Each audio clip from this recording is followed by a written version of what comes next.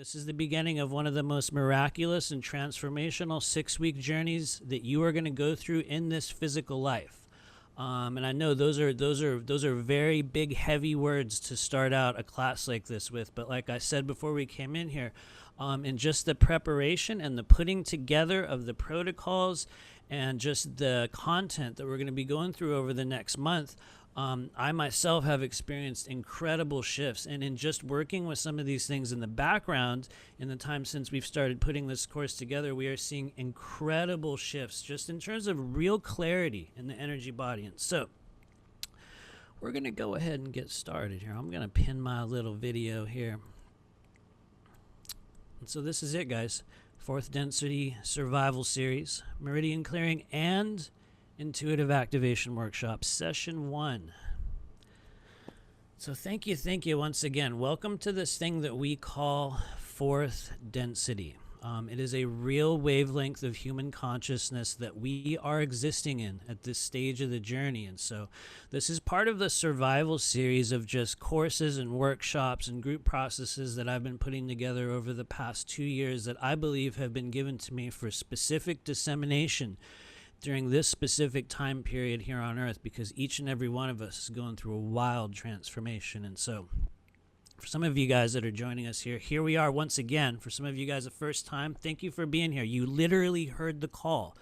There is a call to action. There is a summoning. There's a wavelength that is emitted by the human body at this stage of the journey. And for those of us with conscious awareness, or at least the capability of how to begin the awareness of where to send that, how to use it, and how to receive it, we have incredible capabilities. And so you will literally be summoned. So what are we doing? Over the next 6 weeks, we will be embarking on a journey of exploration, healing, activation, and intuitive development as we venture into the true circuitry system of the human body. Yes, true circuitry system. The meridians. Our mission: to reach a new level of understanding about the nature of energy, emotion, and frequencies contained within these subtle pathways. We're going to be learning about what they are, how they impact our day-to-day lives, our physical health, our internal states, and most importantly, how we can use this understanding to truly activate our innate multi-dimensional intuitive abilities. And as a person that has been literally obsessed with the study and just understanding and unpacking these structures in my own way over the past 3 years, and I say that very, very much in my own way. I will explain why in a moment, because I think these pathways were shown to me on my own body very, very early on. But one of the things that I've discovered, especially in the unpacking and the developing of intuitive ability in the body, is that a lot of what's, blocked up, or a lot of what's contained within these subtle pathways, are emotions. And so, it is a lifetime of study into the meridian system. I'll probably say that many more times over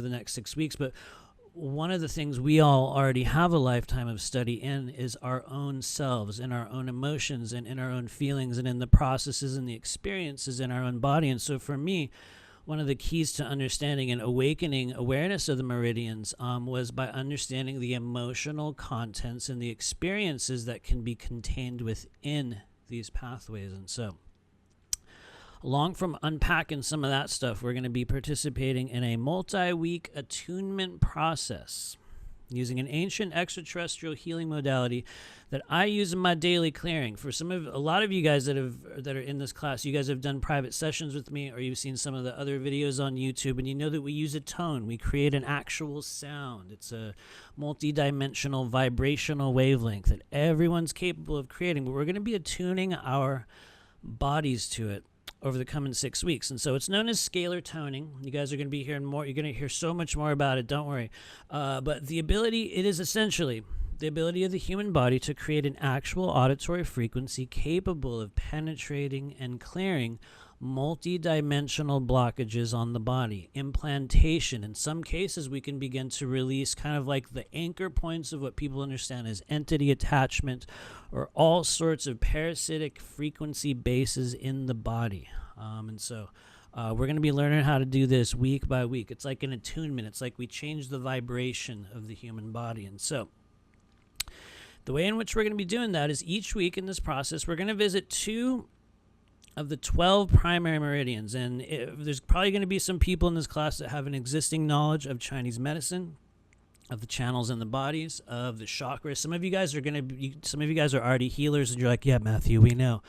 And some of us are just learning this for the first time. And so we're not reinventing that wheel. What we are doing, though, is approaching it from what I believe to be a unique point of view that I was given and allowed to kind of set forth and bring into the world, that allows us to view and understand and essentially move our consciousness through these pathways. And so each week we're going to be visiting 2 of the 12 primary meridians, and we're going to be participating in an activation and clearing protocol of those very pathways. And so the overall idea being a structured realignment and clearing process that will be laying the groundwork for further activations, downloads, and shifts in consciousness that we created.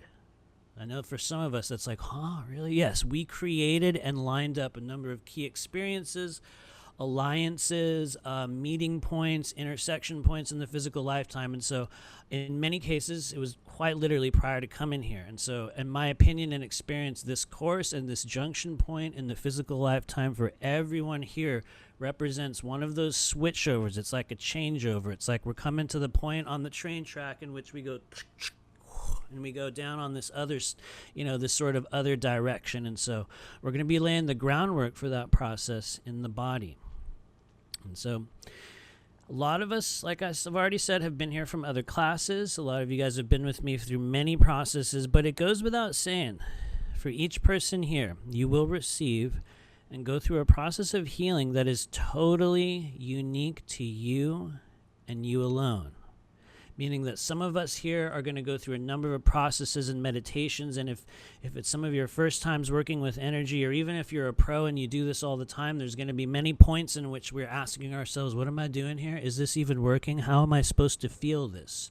What are we actually doing? How come it's different for me than it is for others? I notice others having a big emotion and I don't, or suddenly you yourself will have an entirely different feeling or entirely different experience than what you're perceiving in others. And I like to mention that at the start of these courses, because if there's one thing I have learned through this awakening process, is that each of us is going to have our own version, our own internalized experiential space in which we're going to receive and hear. And it is very much like, a lot of us are living in different realities at this point, where some of us, that's a hard thing to unpack, but for each person, it's an entirely unique process. It's also part of the reason why, it does feel like a lot of our friends and family members are living in another reality right now, which was also by design. And so some of the work we're going to be doing here over the coming weeks is helping our bodies and our multi-dimensional templating systems and just pull everything online. It's like we're turning on all those systems. We're clearing the plumbing. We're bringing light into areas of the body in which we just haven't even, we've never activated them. And so for each of us, it's going to be a little bit different. Some of us are going to have some big emotions. Some of us are going to get triggered. Some of us, even here today, I guarantee it, you guys, when we get to the spleen, some of you guys are going to get emotions. You're going to get a little sweaty. Some of you guys might even feel a little nauseous if you're lucky. I don't mean that in a sarcastic way. But it's one of the things sometimes we notice when the spleen gets a little clogged up, and as soon as we start to palpate the energy, we notice changes. And so some of us here, we might not notice anything at all, and we'll just go through a relaxing meditation. But I like to create an environment of radical allowance for wherever you are in this journey. It's really just about being willing to be here and experience. And there will be a point in this 6-week journey, I absolutely guarantee it, especially if you're one of those individuals that really hasn't done energy work and you haven't really experienced this, and you're getting drawn in, you're feeling this call. You're like, I know I'm supposed to be here. I don't really know what they're doing, but I don't know. I just feel it. I don't know. Somebody told me, or you'll just feel this sort of desire for it. And so I think it's important to mention that in the beginning, and this is literally true for each and every one here, the level to which you experience this energy is directly proportional to the level at which you allow yourself to fully participate. And what does that actually mean? What does that actually mean? It means that we are going to get exactly what we put into this process. And so one of the things that I like to tell people at the beginning is that it's very helpful. It is incredibly beneficial. And for some of us, it's a very difficult thing to do because we're going to be like, really? You really want me to do this? But yes, what do we want you to do? We want you to truly allow and welcome the childhood imagination. It's going to be one of your most greatest and powerful allies, and especially gateways toward creating and really opening up this energy. And so I guarantee you guys, some of us are going to feel rage. We're going to feel triggered. Some of us are, going to be like, Matthew, I don't understand this place on the body. And that's literally, our filters, our density, and our programs starting to rise up. So we create radical allowance for whatever shows up. So, and I see your questions there. Thank you, Cindy. Radical allowance, totally. Ellie says, I felt the nausea this morning. You know what's crazy, Ellie? You probably did, and it will be absolutely relevant to what we are doing. One of the things that we are experiencing at this stage of the game on Earth is the concept of timelessness. And for a lot of us, that's a weird thing to unpack. Because what do you mean, timelessness, huh?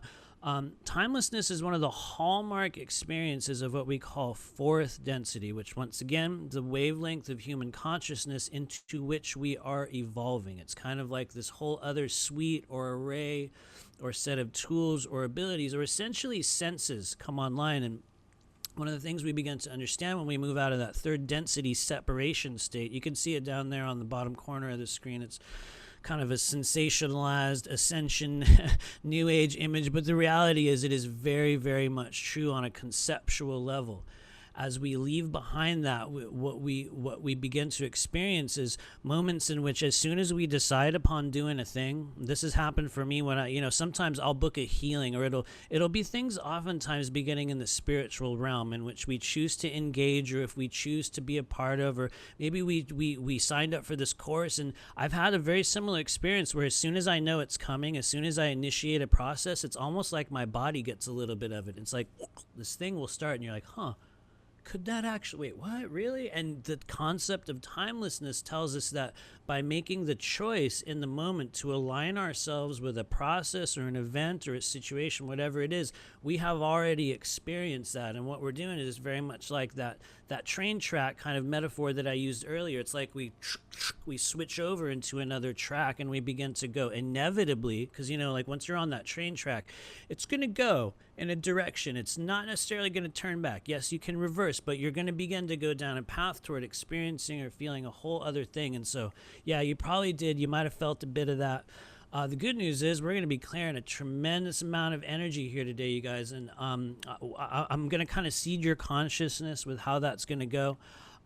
It is very, very much an emotional body clearing today. And I'm going to start out by saying you're probably going to notice the bulk of what we do here today in your emotions. You're going to feel emotionally better about, what's going on within, around, outside you. It's almost like someone turns the intensity down. They don't turn it down to 0, but, maybe it's on 11 right now for a lot of us, right? You guys, it's like it's super high. Everyone's like feeling every bit of intensity. And so what happens for a lot of us when we clear it, just starting out, especially with the pathways we're doing today, is like it begins to return a warmth, or in some cases, even a coolness, depending on how our body's set up. And what we find is that this sort of emotional ease can return into the body. It is absolutely a real thing. And so thanks, Heather. I hear you. You've been crying all morning. Hang in there. Hang in there. Your body's probably releasing. You're probably awakening some really empathic channels. And so one of the things you guys are also going to find in this class, thank you, Heather, for saying that, even if it's not related to this, maybe you're just experiencing your own processes, and that's beautiful. Thank you for sharing that. But you guys are also going to find that over the next 6 weeks, just when we come into this space, people are going to start to get a little emotional, and you're going to feel the emotion of others. And some of us are going to get a little bit sleepy. It happens over and over again in these courses. We sort of just like, and so if that happens, that is perfect. Please allow it, because what happens is, and we're going to demonstrate this in a few moments, our bodies have a record button, and we're going to be learning how to essentially turn on that automatic record button in which, our minds and our focus may drift elsewhere, but that's because we are internalizing and receiving this data and this energy on a whole different level. And it is absolutely real. A lot of you guys, I'm going to say something really weird. A lot of you guys have already received the entire download and clearing of today's class. It's like a process that will already have taken place in your body. And just by going through what we're doing here today, it's almost like opening up files that have already been downloaded into, and then you're installing them. And so for some of you guys, it's like, huh, what? But I promise you're going to see. And so, but why is that? Why is this all possible? What's going on, guys? A lot of you guys already know this, but we are truly, it is a real thing. We are in a new era of energy healing. I said it over and over again today. I get kind of redundant, you guys. This is fourth density. And so especially in the year of 2020, each and every one of us is having these wild new experiences. We're seeing energy. We're feeling it. For some of us, we're just feeling emotions and intensity, and we're on the way toward unlocking those things. Others, we've been working with this for a long time, and we'll just get led this way and that, and we'll pick up new pieces of information. And I think one of the things that makes what we're doing in these courses, and essentially what we're creating in the School of Multidimensional Intuition, I think one of the things that makes it different is that we do not rely, or I'll say I as an individual soul here in this plane, I do not, and I have never relied upon or adhered to pre-established dogmatic modalities, techniques, ideas, or conclusions. I was one of those people that as soon as I think I started going through this weird awakening process, I realized that the way that nearly everyone were describing things and experiences, it was like I would see kind of a different version of it, or I would feel a different version of it, or I would be like, huh, that's interesting because when I feel this, it's like a whole other thing. Or people would describe concepts or ideas, and it was like there's no way that I could grasp it. They would say things that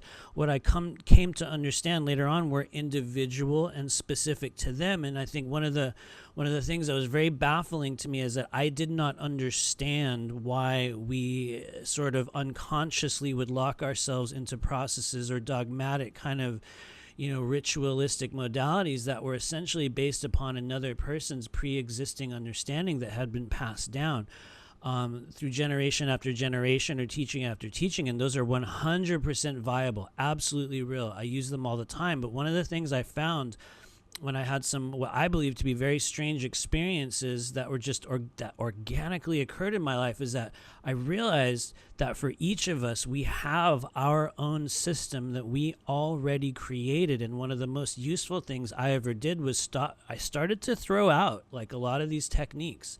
I would feel certain things, I would get an idea, and I'd be like, I don't know.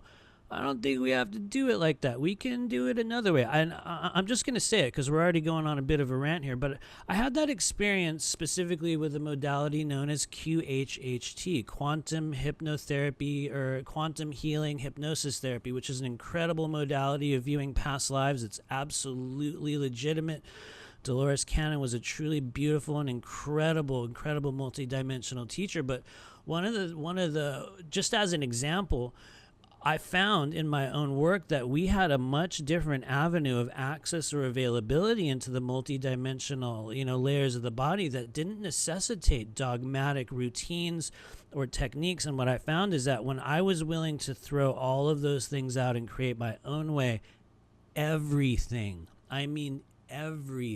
in my world shifted, as evidenced by where we are now and what we're creating now. And so in the years since, I've made it a focus of mine to really, only take what works, literally only take what works and throw the rest out. In certain cases, it's going to be awkward because, we might throw out something that we're going to pick up later. So we might have to go back and, pick it up later. And that's part of the process of learning here in this life, in this body. But one of the things that I think is very important for each of us here, and it's the reason why I put it here in the beginning, especially in this course, is that each and every one of us is going to perceive these pathways differently.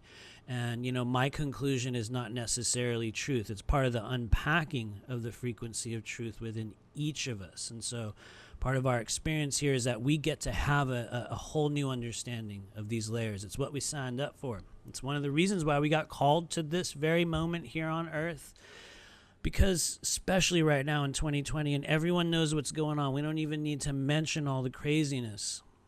It's part of what we signed up for, and it's a great reassignment in which many, many new things are going to be shown to us, illuminated. All sorts of hidden knowledge versions of you are available. And so Like I said, some of the things you heard here may not make sense. We just take what we can, we throw the rest out. And if there's anything I've learned, one of the most effective ways to come to a greater understanding of our purpose and our mission here on Earth, for me, one of the deciding factors, aside from being willing to create my own way, which was really the only point in which I was able to actually feel and use energy, when I started creating my own techniques, and with great reverence to all the teachers and authorities and everyone that brought this knowledge in.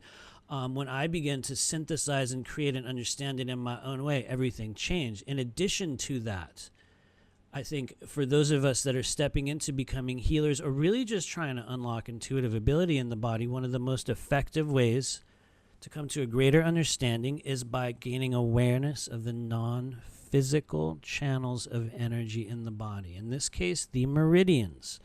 Yes, there's the chakra system. Yes, there's the nadio complex. Yes, there's a whole host of actual templates that we are just barely beginning to gain, ability to view. There are whole other sections of the human body that exist outside of the physical framework that we are just now gaining access to. Case in point, the causal chakras, or what I call portal chakras at the sides of the head. Just me mentioning it, some people are going to get a little buzz on the side of the head. It's your body proving to you there's a signal there. But, so yeah, we just keep an open mind. Keep an open mind and a willingness to receive, because a lot of us, we've already downloaded all of this stuff, and what we chose is to go through these processes to give each of us our own little piece of what we chose to create. And so the reality is, there, everyone, we are just scratching the surface. And if there's anything that you take from this course, let it please be an understanding that you are truly a multidimensional being. If you made it to this class, if you've made it to this moment with this strange person over Zoom doing this wild course, think about it. And I say this every time, but it's okay. Please look at the people that are here. Look at the Zoom list. Look who's here with us in this course. It's not a mistake. We have done this before. We are part of a group of multidimensional travelers who came back to the earth for this time period, for this moment, to unlock, to understand, to heal, to realize, to truly liberate this realm. It's not a sci-fi movie anymore, you guys. It's not a fantasy thing. Look around us. Look what's happening in the world. Look at how much you've changed just in the past few years. If you've made it here to this moment, it's because I know you believe in your heart there's something else. There's another reason. There's something you are called to do. And so what we're doing over these 6 weeks is we're going to be unpacking that in our own way. And that's not to say that there's some finality. It's not to say we're just creating, oh yeah, here we go. We got the keys, unlock it, boom, run, go on your way. Because this is just one step upon the journey of that. And that's why I say everyone here picks up something a little bit unique to themselves and to themselves alone. And so thank you for your comments and questions. Absolutely. Dolores Cannon, incredible being. I just use QHHT as an example, Heather Cox. I would never knock that modality. It's just, I think I found some of the techniques that we get locked into as being just a little bit dogmatic and at times limiting. And I think when we view into the true framework of the energy body, we find that we have immediate access to all sorts of information. That is, however, not to say we are able to discern or effectively reach that information. That's something we unpack within ourselves. It's also kind of been like the primary focus of my life over the past 3 years or so. So, yes, please put any comments or questions in the chat there. And so we're going to get into some of the information here today. I'm also going to switch over to another program that I purchased for the first time ever in these classes. We're actually going to be looking at just a little bit of a 3D modeling of some of these placements on the body. I have yet to see how well it interacts with Zoom. So we're going to cross our fingers that we're going to be able to look at some of these pathways in the body over the next 6 weeks on a little bit of a different level. And as we kind of dive into this material, I want to openly state here, we do tend to go on a long time. I'm just saying that up front. For those of you guys, if this is the first time you've been in these classes, I want to let you know we usually do go on for quite a while, but we are going to take a break in a bit. And so don't worry if at some point you got to go to the bathroom or people call and you're like, I don't want to miss this. Don't worry. Everybody gets a recording. We're going to email it to you guys later on. And so don't feel bad if you have to tune out for a minute or if you got to go off and do something. No worries. And so we're going to get into what are we here to deal with? What are we here to learn about? What are we here to activate? The meridian system. So we have 12 primary meridians. The reality is we have 20 altogether. I believe there's actually probably an innumerable number of meridians in the body. But based on our current understanding here on planet Earth, we have about 12 primary meridians that serve as pathways between our organs. They kind of also serve as energy centers, or just what I call layers of etheric anatomy.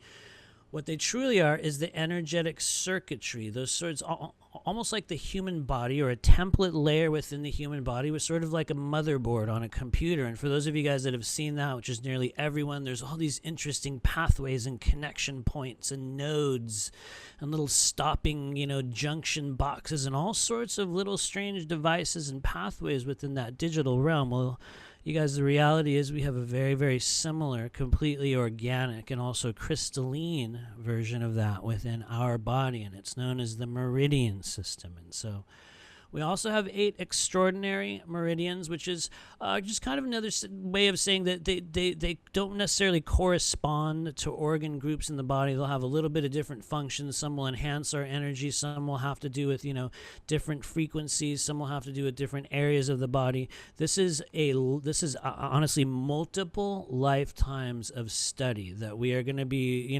barely scratching the surface on over the next 6 weeks. But we're going to be learning, more importantly, the emotional contents within. And so I'd like you guys to take a look over here on the right. I'm going to move my little camera so it's positioned a little better.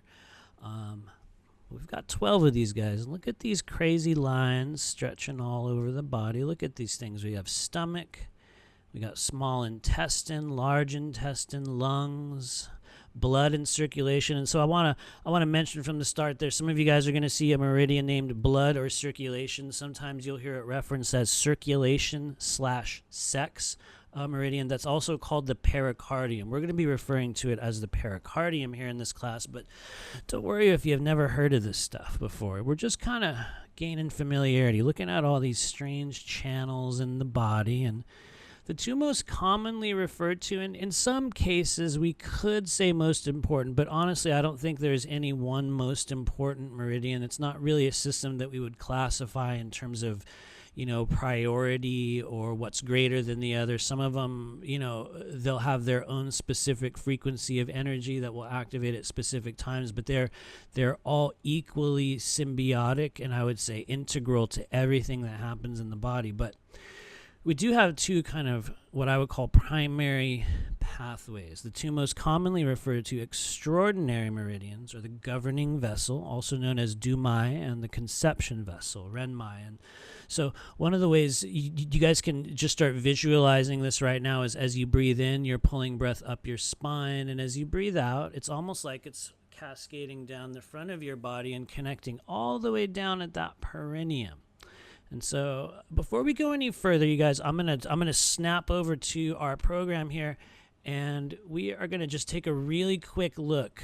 I'm gonna pray this works, you guys. So let me know in the chat if this shows up. I tried to do it on Zoom the other day, and it kind of glitched out, but hopefully it shows up.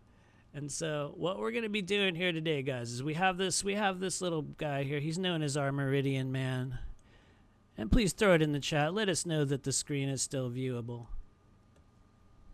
And so I'm actually going to check that. I just want to make sure that it's still viewable. So I'm going to open up my chat window so that you guys can make sure you can tell me. So what we're going to be doing here is we're going to take a really quick look at the two most, I guess we could say important, because what are they doing? They're actually supplying energy to the rest of these meridians. And so I'm going to highlight it right here, and we're going to zoom in.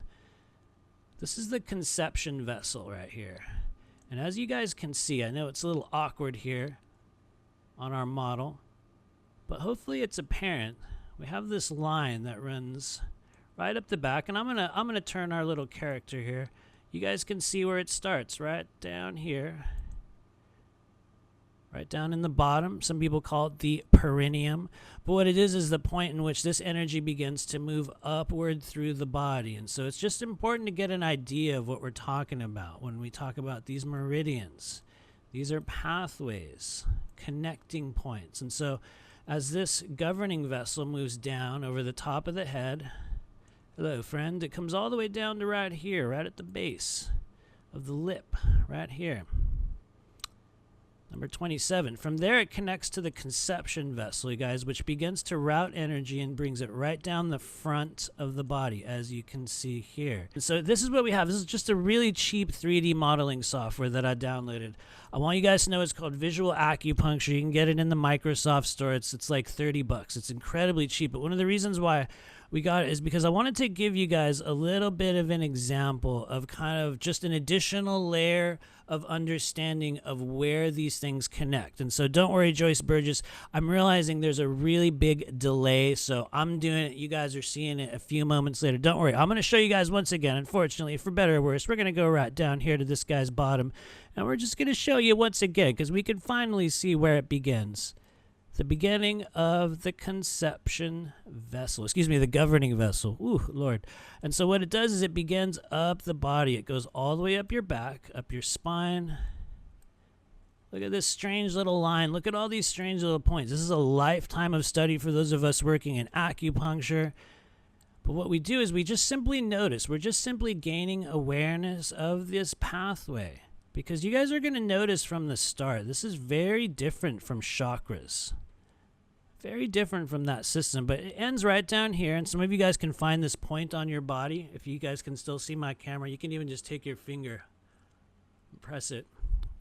It's actually right at the top of your teeth, like right underneath that upper lip, right in the center. That's the base of that governing vessel, and from there it begins to send energy downward along the conception vessel, all the way down through the body. It's going to connect with a number of other meridians as I accidentally isolate our ribs there.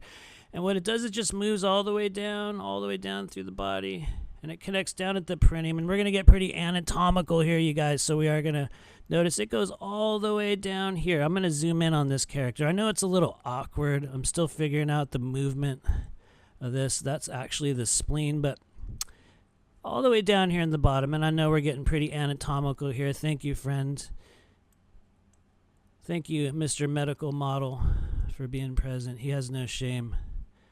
He's doing really well. But just check it out, you guys. This is one of probably, as we just start learning about these pathways, this is going to be one of the most important things to be made aware of. This very interesting and simple line that moves up the back and down the front. You're going to know from this point forward, this is the governing vessel and the conception vessel. And when people talk about things like central channels, this is what they're talking about. These two primary supply lines that go up the back and down the front. And so there are a number of places in which they begin to connect with other, organs and pathways on the body. And so real quickly before we snap back over to the slides, I'm going to show you guys the other two structures that we're going to be working with before we go on. Just real quickly, we're not going to spend too much time because there's so much to do today. This is the stomach meridian.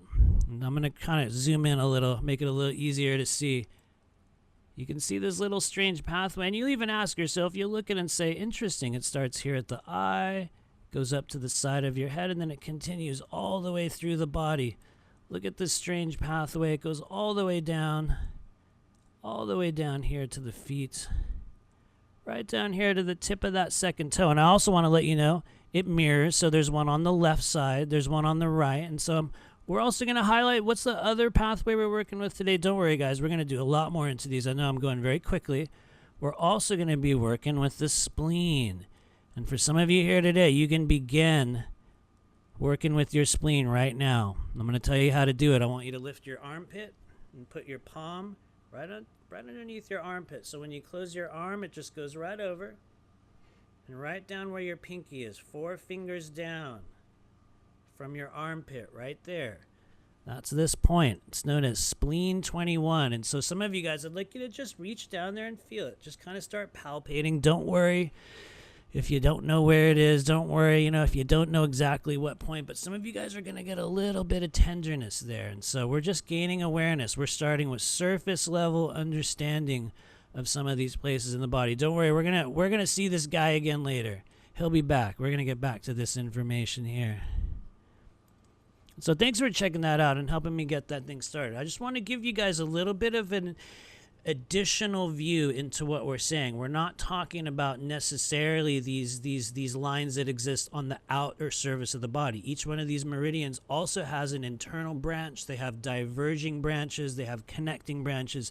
This is an incredibly complex system of energy in the body and entirely separate from the chakras. And so the awareness of the meridian system is vital for understanding the flow and movement of energy in the body, especially when clearing or removing negative energetic manifestations such as implantation, entity, parasitic attachments, stuff like that. And so we really are experiencing a huge upgrade in the energetic bandwidth. And so even if it's the first time you ever saw those weird pathways, we're just giving our mind a little bit of a, just a little bit of a visual viewpoint, which we can go, okay, I get it. There's these sort of strange invisible pathways coursing through the body. And so, yes, they're very much circuits, loops, pathways, connective threads, holding and transporting all sorts of non-physical energies. This is truly your body's energetic circulatory system for fourth dimensional frequencies. And so, when it comes to healing, I would say chakras versus meridians. I think that's an important thing to mention, and we're going to find out, I think, today the immediacy that we experience when we work with the meridians, especially when it comes to physical sensation or the physical results, like when you can feel and you notice that something has taken place within the physical layers of the body, as opposed to things like, purely emotional or purely internalized energetic frequencies. While the chakras, I believe, still interact equally within the physical plane, one of the things I've noticed about meridians specifically is that they have just a much wider reach throughout the body in terms of processes, functions, illnesses, third density kind of breakdowns in the human body that in many cases are solely caused by emotion or energy, or in some cases what we could even say physical matter that gets blocked up within non-physical pathways, which is a very interesting idea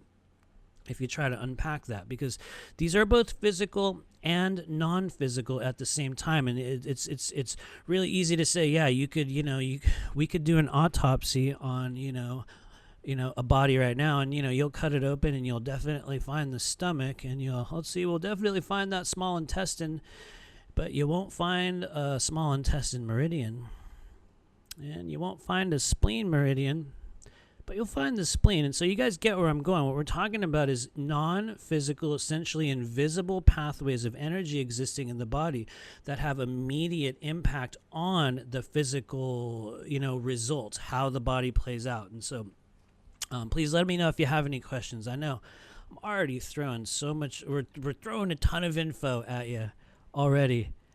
Thank you, Cindy Nelson. Yes, beautiful. A little bit tender. We have a direct protocol, you guys, for your spleen today that's going to blow your mind. And there's something that you're going to be able to follow up with after this class. In fact, I'm going to seed your consciousnesses now. For those of you guys that are here that want to embark on a true healing miracle in your life, during the break, when we're on the break, I'm just going to tell you now, I want you guys to Google castor oil packs. Seriously. Castor oil packs. I'm even going to put it in the chat, because you guys, for those of you guys who really want to clear these pathways in your body, if you're able to follow a process, I'm also going to be doing this with you guys. We've started, but what it does, this is going to begin to clear your physical body on a level that is going to blow you away. And so all that said, let's begin. I got to move my chat window here, guys.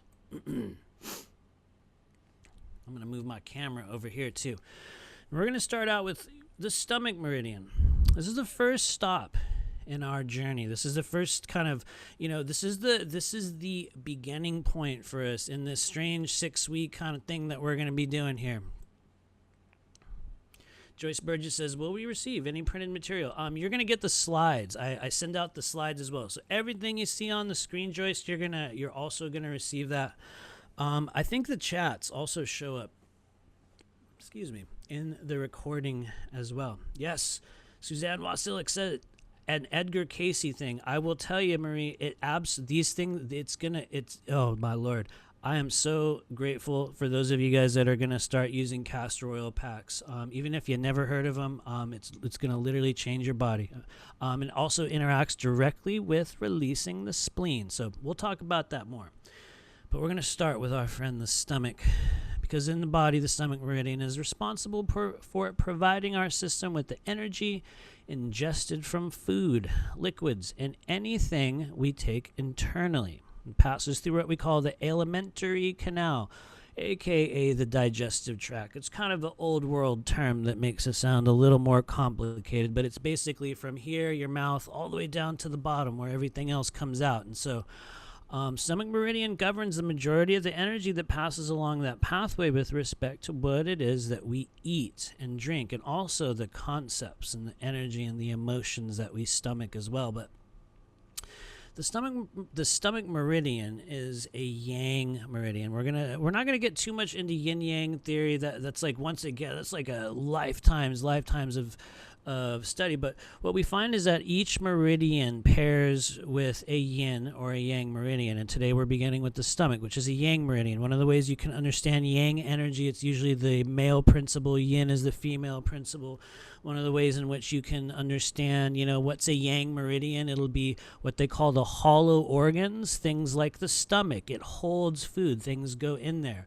I would say, the spleen is an excellent example of a yin meridian or a yin organ, because it creates something. It's a creator. Just like, the female body creates life, the male body, fertilizes that. And so yin and yang, light and dark. You guys are already going to have your own sort of internalized experiential understanding of those energies, but it plays out very much the same within the meridian system. And so the stomach is a yang meridian. It works very closely with its partner, the spleen. They're right next to each other. If you guys want to know where they are, reach down to your left rib right at the end of it and sort of start pressing your fingers in there right at the base of your left rib. I promise you, if you felt a little bit of tenderness up at the top in that spleen point, you might feel a little bubble under your ribs. We're going to be working with that in a little bit.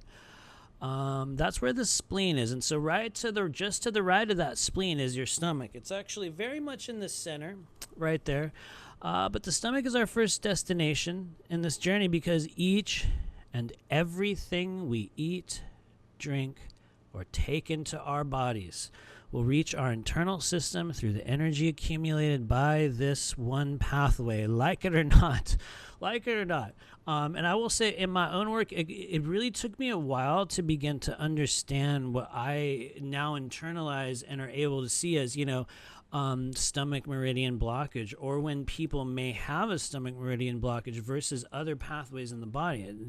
There's always this very, very interesting kind of mix of pathways and energy. And so we find that it shows up very much in emotional reactions, because the stomach meridian, in fact, I would say, if you're wondering, how is one of the most basest ways in which I could understand when my stomach meridian energy is blocked up. And I want to say this tendency is not only about stomach energy, but it gives you a little bit of example from a behavioral point. It's self-soothing from eating. Even if we're not overeating, I'm not saying that that's always a negative thing, because it's not. Comfort food at many times, it can be a very healing thing. But the stomach meridian is very responsive to the emotional content or the emotional state that we are in upon eating. And so it's a very, very interesting pathway. It's very responsive to your emotional state and to what goes into the body. And so in some cases, deficiency, blockage, or even excess of energy along this pathway. In certain cases, heat, colder, and dampness. Although dampness is much more of a spleen issue, it will enter this pathway and have a big impact on our feelings of well-being. I would say is probably one of the most responsive to emotional well-being, and it's also one of the number one places you start looking. I would say, just as a person who does this clearing work each and every day, it's one of the places that you're going to constantly be sort of checking or listening for.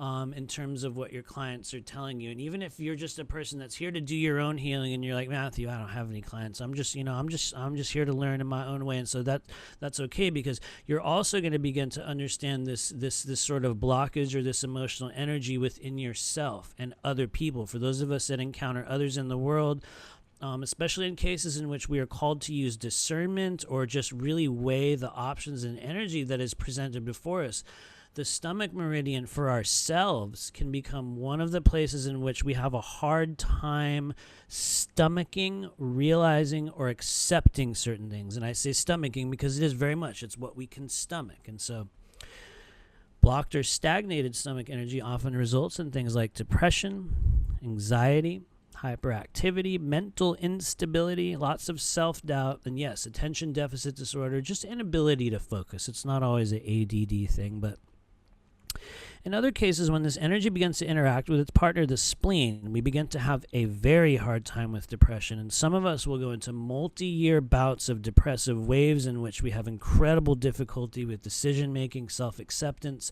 Body image can become an issue just based on spleen and stomach, inflammation alone. It begins to affect our self-trust, and especially our inability to adopt changes. We get stuck in weird, loops. In certain cases, we'll only eat the same things on certain days. And I go through that myself, which is one of the things that helped me understand stomach and spleen energy in the body. But for many of us, we get very weighed down and slow and puffed up. And in certain cases of extreme stomach meridian imbalance, one may experience waves of incredible self-doubt, crippling self-doubt. And in certain cases, based on the pre-existing emotional pH value in the body, yes, suicidal ideation due to sudden feelings of emotional dread or extreme worry. It's almost like, and I know everyone has heard this phrase in their own way, it's like the bottom drops out, or your, stomach drops. You get this that sinking feeling, and that's not just the stomach or the stomach meridian. It's actually a number of things altogether. But that's one of the pathways that is gravely affected by those types of energies, and the buildup or the blockage contained within that pathway will have a really, really big effect on our emotional processing. And so for those developing multidimensional intuitive awareness, the stomach is a key player in allowing new information and the digestion of energy entering our reality bubble, what we can accept into our sort of world as real. The stomach meridian plays a very big role in that, because there's certain things in this world, as we all know, that we just can't digest. We just can't stomach it. We just can't take it, It just hangs out. It's like this, indigestion, this bubble. And I'll just say it. Sometimes you eat something and you feel sick and puffed up afterward, and you're sort of burping it up, you're tasting it, and you're like, oh, we've all had it. It's a good example of what happens energetically or in the emotional body when that stomach meridian gets backed up. It is very much like when you have indigestion, and it just keeps you just keep getting it. It's like this pain that hangs out in there burning. And so it is a real thing. It happens within the emotional body. And because it interacts so closely with the spleen, it can also be a big factor in healing long-running emotional and psychological issues, as well as direct physical functioning on many levels. For those who may have experienced addictions or other forms of negative emotional manifestations in our life, for those of us that get really locked into cyclical behaviors, even if they're not necessarily a negative addiction, and you're just like, wow, I just keep doing this loop. I do it with food, not in overeating, but I will eat the same things. I'm like, well, I have this previously accepted, amount of food that I can eat, and so I'll just keep eating it. I am very much like that. I'm also working on these areas in my own way. And so the stomach meridian is incredibly responsive to that stuff. And thank you, Kimberly Newman, for your comment. I see it over there in the corner. Major swelling in face a couple days ago around eyes and cheeks, most likely stomach. Oh, it absolutely can be. And you can begin, Kimberly and everyone else, you can see it on the map there. You can even just put your fingers here right at the tops of your cheekbones and start moving them around. Some of you guys will feel a little bit of tenderness. We're going to be working with those places in a minute. But yes, that is a real thing. And that is also one of the places I might have a little bit of it right now, you guys, because I've been doing the castor oil pack. So you might see it on my face. I know I'm just a little blurb up in your corner. Sorry, I was hitting the mic there. But you're going to see people at times, and you're going to get just a little puffed up right here, right at the bottom as I hit my mic again. Sorry, I don't know if that's really loud for you guys. But in many cases, you can see right there, stomach number 1, right at the base of the eye, and so that'll just give you an early stage clue that there's a possible blockage, or in certain cases, inflammation. In certain cases, a lot of energy along that pathway. It's not the only thing that causes our eyes to get dark or puffy, but it has a direct influence on us, and so. Very, very interesting, you guys. For healers, I'm gonna mention this before we move on. For healers, or those of you guys that are doing self-healing, that are just working in your own ways and whatever you're doing, especially when you're working with other people. For healers and intuitives, the stomach meridian can be a key aspect of restoring emotional well-being in ourselves and others. Why is that? Especially for those of us that are incredibly empathic or intuitive healers, all of those things. The stomach meridian, in certain cases, it's like we'll just swallow. Not saying you physically swallow, but it's like it will be one of the places in which we will unconsciously store people's stuff. Even when we're doing clearance, even if we're like the most skilled person in the world, we will all have a place where, everyone has a point on your body where you can't itch, right? You know what I mean? It's like, I can't. You just won't be able to get back there. We will have those spots in our own way. And so one of the places we look for, where we have taken on other people's emotions, or where we have unknowingly ingested another person's energy, would be within the stomach meridian. So because it's so incredible, it has such an impact on everything else. Everything else. And, once again, one of the simplest metaphorical examples is what happens if you drink poison. Everything is affected. You know what I mean? It's a very, very simple kind of example, but everything gets thrown out of whack very, very quickly. And so for that reason, it's basically why we're starting with the stomach. Once again, please throw any questions in there. We are gonna start working with these areas right now in the moment. We're not necessarily going to do any toning yet, but some of you guys, if you're familiar with it while we're here, you can totally do this. In fact, I'm gonna recommend that if you're capable, you guys can follow me. We are going to do one tone through this. We're just going to grab a couple areas here, and we're going to show you how this works. But when clearing the stomach meridian, we do have a few key points which we can work with to help us facilitate drainage. Yes, drainage in the body. Here's the thing. I want to be very particular, you guys. There is a lifetime of study behind the releasing of energy and the alteration of the human body and our system through acupuncture. It is an absolutely 100% an incredible modality. One of the things I want to be very clear about saying here is that what I do and what we are going to be learning within this course is not acupuncture. It is not psychic acupuncture, although that is also a real thing. What we are learning to do by accessing these simple points on the human body is we are finding entry and exit points, places of convergence, divergence, or places in which a specific point will have an impact on a much larger array of energies or symptomology in the body. And so what we are doing is not treating specific points. What we are doing within this course is segmenting areas of the human body in which we will be holding blockage. We are enhancing, vibrating, then activating that energy. And so what we're capable of doing, and I know for some of you it's like we're going really far into the deep end of the pool with this, but that's why you're here. What we are learning to do, everyone, is move our consciousness through these subtle pathways in the body. We are not treating and releasing stationary points of stagnancy or blockage on the body. We are treating and releasing, in most cases, the entire pathway. Yet also, in cases of blockage or other forms of just energy in the body, we are segmenting and grabbing sections and beginning to work with it. And so one of the first segments or sections of the energy body and the circuitry we're going to be working with today is the stomach. I want to invite you guys to actually do this with me. What we're going to be doing is we're going to grab both sides. You can use your middle finger. Here, I'm going to take off my glasses for a moment. I know my camera is probably very small for you, but hopefully you can at very least see what I'm doing. We're actually going to grab, you can use any fingers you choose, but you're going to put fingers right here at that stomach point, and then I'd like you to reach right down there to stomach 6, right on your jaw. It's like a grip that we're going to put our head in. Like, you're going to put a grip. Some of you guys, you can even use 2 fingers if you choose. It's okay. But I'd like you to just feel those points. Grab both of them at the same time. Kind of hold on to them. I can nearly guarantee some of you guys are going to get a little bit of pain or a little tenderness when you reach the point on your jaw where that stomach 6 point is. So feel around for it, especially because we're talking about and working with those frequencies. So what I'd like you to do is we're just going to very gently tap into the body. Don't worry if this is the first time you've ever done this. Don't worry if you don't know where to grab. Don't worry if you don't know which way to do it or how hard to press. We're going to be pretty gentle. We're just connecting with areas on our body. You can imagine these are like invisible junction points, invisible nodes on the circuitry. And in the beginning, we're just simply pointing at it and just placing awareness there. But go ahead and grab it with me, you guys. We're just going to hold for a moment. And we're going to demonstrate a bit of a scalar wave frequency. I would love for you guys to follow me in a tone that we're going to create, but I would also love it if this is the first time you've done this, just allow yourself to receive this energy. But if you're capable, let's just hold these points on the body. Notice what you notice.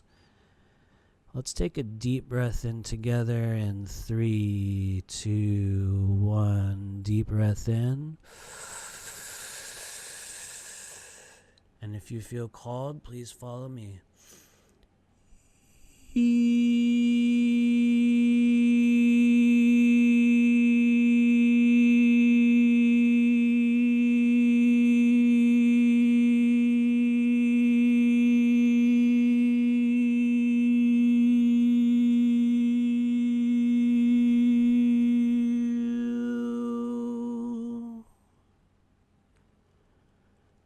Let that out. Focus your energy. Well, good job, guys. For a couple of you, that was 2 tones. Very, very good. And so this is a very helpful thing because you're going to stay focused on these points. I know it's new and strange. We're holding our faces. And so what we're going to do is a very simple gesture of disconnection. You're going to create your own. I like to do it. We just pop that energy. Some people, you'll snap it away. Some people whisk it. Some people go, whew. You'll create your own gesture of disconnection. Some of you guys are going to be like, interesting. That's odd. What we're finding is that here on the 3rd density physical plane, we have an incredible pliability, or rather an ability to begin affecting non-physical energy through actually the creation of intentional gestures in the physical realm that will inevitably also be affecting non-physical energy. So whenever we release a meridian, in this case, this is more of an entry point where just release it, snap that energy, let it go, let yourself kind of relax. And so if you're ready, you can kind of trace your fingers down this pathway on the body. I'm going to move my little chat screen over here, but trace your fingers down along the stomach pathway. And, well, actually, there we go. We just did stomach 6. Thank you. And so this is an important point for those of you guys that felt a feeling or a sensation when we did that grip on the head. It's one of the things that I do in my own session. Some of you guys have literally heard me say this to you. We're going to put your head in a little bit of a grip. These are one of the places in which we do this. And by holding and toning and creating a vibration in your body at these points, it's like you're vibrating your system like a bell. And what happens is, even if you don't know what you're doing, you're creating a change. It's like concentric rings on a body of water begin to radiate outward, and they start to pass all the way down that line. And so as you breathe, just imagine we're pushing that dead energy downward. And so as you work your way down along the meridian, now I do invite you to do that here today. You might find tender spots, strange sensations. You might even feel an emotion.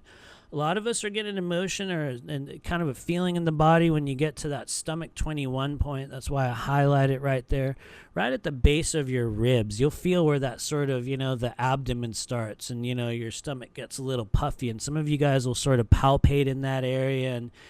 And you can actually, what we're going to be doing in our clearing here today is we're going to be pumping and moving that energy a little bit. And so if you feel called, kind of work those areas, work those points. You can stick your fingers in there and just palpate around the body and notice what you notice. Not everyone will feel something. Some people will notice big results like Cindy. Other people are going to be like, yeah, In each case, it's going to be a little bit different. But as you work your way down, You find stomach 30, and this is an important place. I think it's very rare in my own work that I ever focus on specific points within the meridians, and that may be something that I will change in the future. I'm going through a process of evolution just like you guys, but I tend to grab a segment, a big chunk of the pathway in my own work and move energy along that. And what we find is that in moving energy along pathways in the body, especially certain meridians, there are junction points within the physical body where energy tends to get held up, it tends to get blocked, or it just has a hard time working itself through. And so if you look down there to stomach 30, down there, right, kind of in the abdomen, kind of near the sacral chakra down there, sort of near the reproductive organs, you will find one of the, in my opinion, one of the most useful places to focus energy if things get stuck, if your emotions get stuck. Especially if you're experiencing a lot of inflammation and swelling around the midsection, pain in the hips, lack of mobility in that area. Women will tend to get a lot of inflammation around there during their hormonal cycles. Absolutely. Heather Cox says lower dantian. You know exactly what we're talking about. Absolutely. So it's very, very useful to be made aware of. It's not to say that when we're doing energy work, we're even palpating that point, because what we're finding is that while that is helpful, you have the ability to move your conscious energy through there. And so we're going to be working with it here today. But as we move our awareness downward, we do find, in my opinion, if there's a place you want to start working with on your body here today, and to help just clear and to tonify and to open up the stomach pathway in the body, to create drainage and to set your body up for the clearing work we're going to be doing here today, if you can, reach on down to that stomach 36, right there, 4 finger widths below the outside of the patella or the knee. And you can see it on that little image right there. If you can, start bringing your fingers down there on the outside of the shin, right at the top. And I absolutely guarantee you, some of the people here, you're going to suddenly feel this desire to start itching there, or rubbing, or you're going to start pressing it and working with it and getting a sensation. And if that happens, that is a beautiful thing. That is one of the most useful points, especially when we're draining energy from the body, when we're activating energy in the body. It's very, very responsive to the vibrations that we create when toning. And so it's just something to be made aware of when we're learning to clear and open up the things or self-acceptance, stuff we can't stomach. We're opening up the emotional body. This pathway right here is going to play a tremendous amount in what we're able to accept, and especially what we're able to use. And so as we focus on downward, we are going to look at that 3D model really quickly one more time. But as we focus downward, in my opinion, we find probably the most important stomach point that I've been working with. Whenever I work with points in the body, it's not that often, but there are always these certain areas where we find a tremendous amount of energy will pool up in the body. And in certain meridians, it's going to be down at the ankles or around the wrists. It's almost like there's this primary, I think they actually call them source points. I thought it was sort of like a convergent point in my own work, but these are very, very helpful to be made aware of, especially for those of you guys that, you can sort of reach down to your ankle right there at the top of where those metatarsal bones kind of split. If you can just start palpating down there, press your fingers around stomach 42, move your fingers up to stomach 36 up there on the shin. And as we're going through this work, continue to work with those spots. You'll kind of massage and move your fingers there. And if you're not capable of doing that right now, don't worry, because we don't actually have to make physical contact. We don't even actually have to create the tone, but we'll be talking more about that. And so later on today, we're going to be kind of popping this energy out of that stomach 45, right down there at the bottom of your second toe.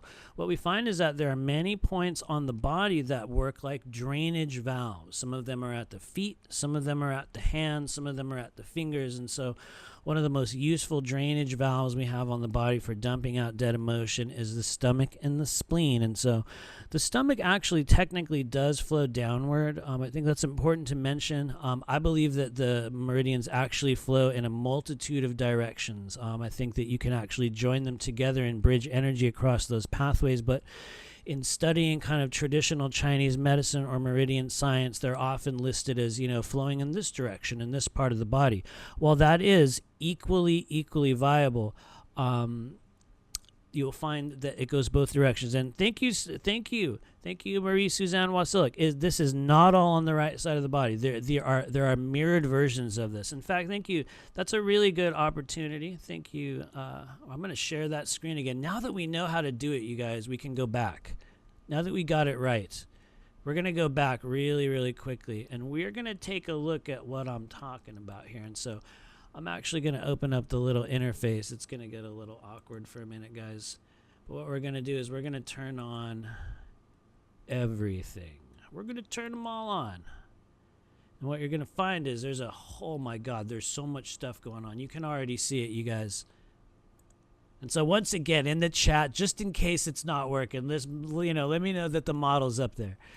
Because it's a little weird if you guys don't see it. But you're going to see all kinds of stuff going on in the body. Look at these channels and pathways. They're mirrored versions. There's one on the right. There's one on the left. Look at what's going on in the back, you guys. If anybody ever wondered, is the human body a series of like connective nodes and points and circuits for holding, like crystalline fourth and fifth density energy that eventually becomes physical through the mobilization of our vital energy and our emotions and all of that? If anybody ever doubted, was that a possibility? Well, here you go. Because my Lord, look at what we are working with, you guys. This is an incredible network. And just so you know, where are we in this journey? We are on the stomach. And so I'm going to highlight it really quickly. Oh, I'm going to highlight the whole pathway. Sorry, guys. There it is. And so you're going to find there's also one over here on the left. I will be totally honest with you guys. When I'm doing clearing work on the stomach and the spleen, I most often go to the left side of the body. I'm going to explain why in a little bit as we look at just a little bit more of the spleen energy and what's going on.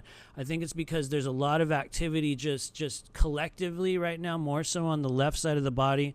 A lot of it pertains to what I believe to be the divine feminine and the divine masculine splitting in templates, and also the subsequent rejoining of those. And so one of the overall most suppressed templates in the human body right now is the female, the divine feminine template, and that's the left side of the body.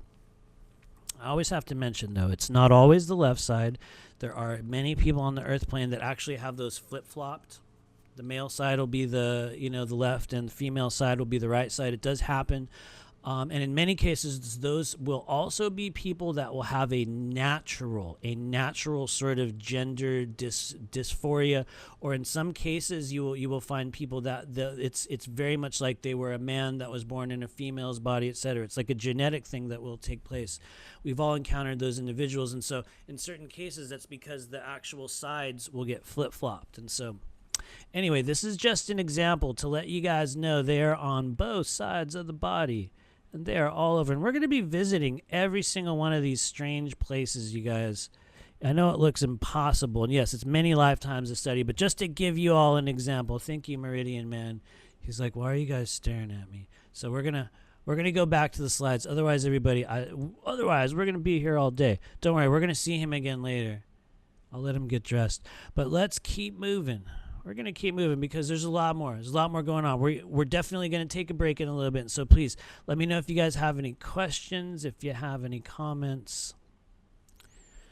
The second place that we are going today, it's the spleen meridian.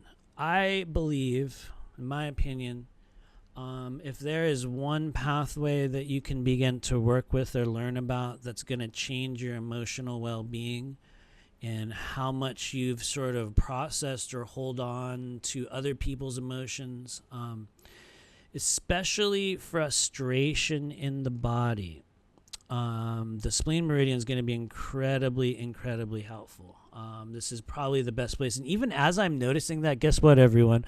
You can bring your attention over to the diagram on the right side of the screen, and you will notice, if anyone's paying attention, that I actually mislabeled spleen 21. In fact, it's just kind of a little error that I did. It's actually right down here. You'll see where I put the spleen chakra, guys. Hopefully you can see my little pointer. The original clip art that I was using actually had spleen 21 mislabeled. It's right down here, right underneath the armpit. It was that point we were grabbing in the beginning. So I just want to point that out. If you're like me and you're ultra observant, you're going to be like, Matthew, what? That's a mislabeled thing. I always notice that stuff, and it's crazy. Since my camera's right there in the corner, I was like, oh, it's wrong. So I want to make sure that everyone knows that from the start as we start on the spleen. This spleen point 21, guys, hopefully you can see this little spleen chakra guy over here. It's actually right underneath your arm. Right down there. And once again, I'll just say it. If you want to grab onto the energy that we're working with, take your, especially it's most useful with the right hand because that's where our spleen is on the left side of the body. But take your right hand, put it right against your armpit, right in the crease. You don't have to press up. You'll just gently place it there. Close your arm wherever your pinky hits. Boom. Palpate around there. Spleen 21. Sometimes it'll be a little bit lower. Sometimes it'll be a little bit farther back. You'll kind of think, what, am I supposed to reach around my back? Yes, in some cases it will be all the way down there, but this is one of the most important places just to be made aware of. If you're wondering, can I start holding these points and working with them on both sides? Yes, you can. It helps create emotional soothing. It helps drain emotional intensity. A lot of us right now are feeling like a very pressurized bubble, especially after we've been watching politics and intensity and all the people on social media, and we get very like stuck and pressurized and tense. And that's one of the places we'll just, kids will do this a lot. Maybe they don't even know why. They'll put their hands under their armpits. I'm sure there's many reasons, but you have a connection there that will help with self-soothing. And so as an organ, the spleen has a wide variety of duties. It creates and transports chi from food. It literally takes the energy directly from the stomach on an energetic level. It begins to transport and create, and it actually builds chi from that energy and starts to send it up into the lungs and throughout the body. It has an incredible impact on our muscle tone. I have experienced this firsthand in my own life, especially when I started using them. I put it in the chat. And I'm saying it again, I'm seeding your consciousness. Castor oil packs have tremendously affected just the functionality of the lymphatic system for me and the spleen already, even more so the liver. But that's a whole other week, which we're going to be getting to soon. But man, you guys, in the study and the preparation for this course, I learned even more about the spleen. And it's my opinion, in this early stage of fourth density, the spleen and the lymphatic system are absolutely some of the most important pathways for understanding the effects that emotional well-being will have on the functionality of your entire, everything about it. And so as our energetic systems continue to expand and activate, the spleen takes on a slightly new role in fourth density, guys. He starts to kick on. He starts to activate, just like a lot of us. They're getting super activated, and they also get very intense. Things get a little weird. It gets a little tight. We get a little, we get growing pains and stuff. And so one of the easiest ways to understand the frequency of the spleen, you can see it on the screen here, you guys. Really, this has helped me so much. One of the easiest ways to understand the frequency of the spleen is by simply noticing how much easier it is for each of us to function in the world when we feel emotionally sound, intact, secure, better, okay. You're not afraid. You're not worried. You're like, yeah, okay. In fact, you'll even notice that even if you're sick or wounded, or you got some stuff going on, and if you feel emotionally good, and if you're like, okay, I don't feel in danger, I feel acceptance, you're like, your things will become a lot easier. And so I see an amazing question down there. What if someone had their spleen removed? Thank you for asking that, Kelly Doyle. Yes, you still have a spleen meridian, and you still have within you, and I know this is going to be a weird one, even if you don't have a physical third density spleen in your body, you have a fourth and fifth density template that will exist in your body that will still be processing and handling and using the non-physical energy of the spleen. And so we could also say that spleen clearing and the maintenance of that pathway becomes even more important for individuals who might not have a spleen anymore, because as we know, you can still live. You'll still live. Your body, you'll just keep rolling with the spleen, but or rather without the spleen. But some of us will get caught up in what we call splenic emotions, and you can see it right there on the screen. What would be a splenic emotion? Because for some people,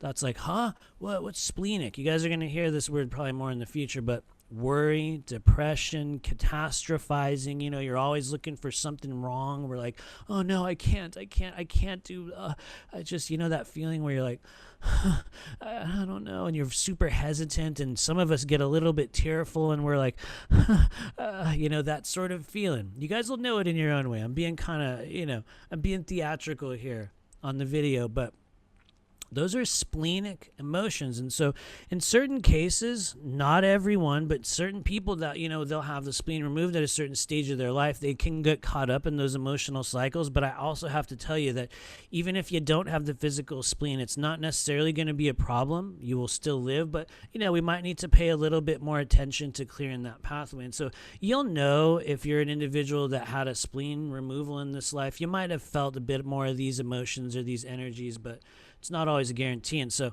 one of the primary issues I see in my own clearing practice is the phenomenon of what we call chi stagnation, energy stagnation, vital essence, a stagnation that occurs within the spleen meridian.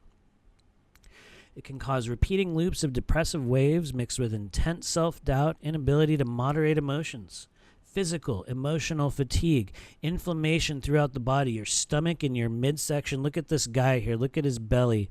He gets all puffed up, especially right down here along these spleen points, right in the middle where the spleen actually is, spleen 16. We'll talk about it in a minute. Down here in the groin once again. If you guys remember, we had an important stomach pathway that went, an important stomach point that went through there as well. But man, when this spleen gets backed up, especially if you're one of those people who gets tired and sleepy and slow and swollen after you eat, that's a good example of the spleen. If you're one of those people that gets a filmy tongue and your tongue gets pale and white and kind of, a little bit weird looking, that's a really good way to understand a stagnated spleen. It's not always saying it's like a crisis, because I know there's going to be some Chinese medicine people here that are going to be like, Matthew, it's so much more complex than that. And yes, it is. Absolutely. We're looking at surface level interactions that point us in generalized directions. And so chi stagnation within the spleen is very, very common. For those of us that have been sitting at home, for the past 7 months, we will become very stagnated. We're not moving as much anymore. We're sitting there. We're experiencing all kinds of emotions. And so it's just important to be made aware of. The spleen meridian is also important from a multi-dimensional perspective because it appears to be a key location for the phenomenon, we're getting weird, guys, of J seals. Some of you guys will want to look a little deeper into J seals. You guys can look on my YouTube channel later on. I have a video talking about J seals or negative energetic manifestations. But J seals are essentially standardized genetic blockages, or big buzzword, implantation, implants that exist within the non-physical framework. I don't mean physical implantation, you guys. What I actually mean is standardized genetic blockages that have been placed within the non-physical framework of the human body over a multitude of generations through spiritual and genetic tampering that took place along the pathway of human development. For some of you guys here, that's a big mouthful and a big can of worms, and it might come into contact with some of the sacred cows of religion or like creation mechanics that we've, come to accept, and that's totally okay. We all have our own manner in which we perceive these energies, but we're coming to a stage in human consciousness in which we are finding with regularity standardized blockages that will exist within the non-physical body that oftentimes exist along the spleen meridian in certain key areas of the body, such as the heart, the lungs, the pineal gland, the psoas muscle, and so you guys can check out the video on YouTube. Otherwise, I'll go on an ultra long rant about J seals. But these are miasmatic blockages that exist, almost like pre-installed blockages in the plumbing and at certain stages of the physical life. Not for everyone, but for certain key individuals on a path of awakening. We will accumulate an incredible amount of energetic blockage in these areas of the body that can effectively, in certain cases, keep us locked in cycles of trauma, or stop or slow down or greatly mitigate limit the energy that comes into the body during the awakening process. And so once again, highly individual for each of us. Not everyone has J seal buildup, but it's something to be made aware of, and we're going to be working with a little bit of that energy today. You can see some of the spleen imbalance characteristics there. You guys can read those on your own. It does have a really big impact on swelling and muscle tone in the body. I've experienced that in my own way. And also with coffee, I hate to say it, but in just the research and the understanding that we have about the spleen, and also in my own life, it is one of the things that tends to the spleen does not like caffeine. It doesn't like coffee for some reason. It doesn't like cold either. Very cold liquids, cold things that we digest will slow down the spleen. It'll make it very, honestly, kind of confused and slow. And what happens is we might get confused and slow. But in the instance of coffee, and this is unfortunate because I drink coffee all the day, it will create false chi in the body. It like overexcites the spleen and it kind of wears it out. And it's just something to be made aware of for those of us that are incredibly empathic and we drink coffee. It will be one of those things that, I love coffee, so I'm literally telling on myself. I drink it every day, like multiple cups, but it helps me explain why sometimes I get really like afterward. You get more, you're just drawn, kind of pulled down. And so good for you, Sarah. I'm glad. I definitely drink coffee, but yeah. Anyway, just something to be made aware of, you guys. This spleen's a trippy guy. It's a crazy pathway in the body, and so we're gonna do a real quick spleen tone here. We're gonna talk a little bit about the spleen, and I want to let you know. I think after this slide, just so everyone knows, because we've been here for quite a while. I know everyone. After this slide, we're gonna do a bit of a break, and then we're gonna come back and start our energy clearing, and so. Please do throw any additional questions in the chat. Today's really, for a lot of us here, because I know everyone's kind of going into their own space, and a lot of you guys are very centered and focused and getting a little bit drowsy. That is perfect. And so,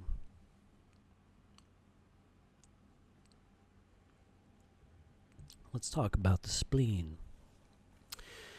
Spleen meridian, especially when it comes to clearing, when it comes to dumping out or releasing or draining dead emotion from the body, this is one of the most effective places. It is also, I think, one of the easiest places in which, for those of us that are just starting to open up our energy and just starting to work with kind of multi-dimensional layers in the body, it can also be a place where we will experience a lot of symptoms. What might those symptoms be? In case some of us get them here today, we might get a bit emotional. We might get a little bit sweaty. You might get a little bit nauseous for a moment. You'll get like a little wave of sweaty nausea. Some of us will get a bubble that kind of goes through our intestines. You'll get like this little bloop bloop that happens in your stomach. Some of us will, will feel a little bit, it can get a little bit tender. So I want you to be very gentle with yourselves. The spleen is a very, very responsive organ at this stage in fourth density. And I have a feeling everyone here today is going to get to experience spleen energy in their own way.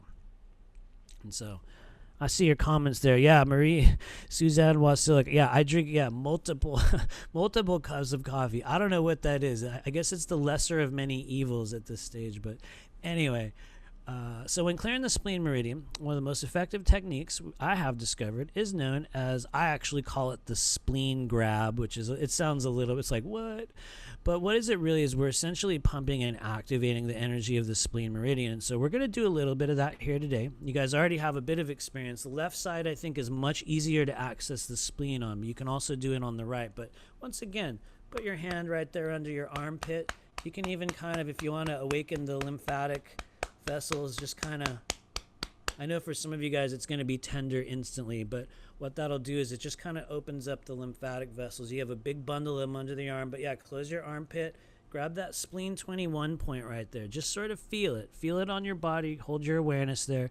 And next, if you can, guys, for some of you guys this is going to be hard to do, but if you can, right here in the moment, bring your awareness all the way down to your left big toe, all the way down there. For some of you guys, you're going to be able, you might have to switch hands, but if you can, and if you're in a comfortable posture, reach down with your other hand and just squeeze your toe. Squeeze that big toe, squeeze the whole thing. You know what I mean? Grab the whole toe if you can. If you can look at the map here that we're looking at, look where spleen 3 is, you guys. It's right at that knuckle, that big kind of knuckle on your toe. Just kind of palpate and hold those areas. For some of you guys, it's going to be a little strange, and you're like, wow, okay.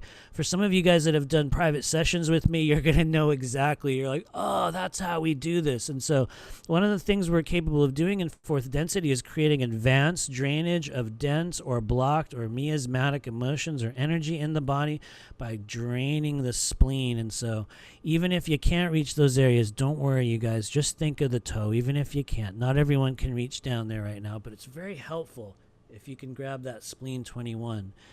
And so let's take a few slow breaths, and just like we did with the stomach, we're going to open this up.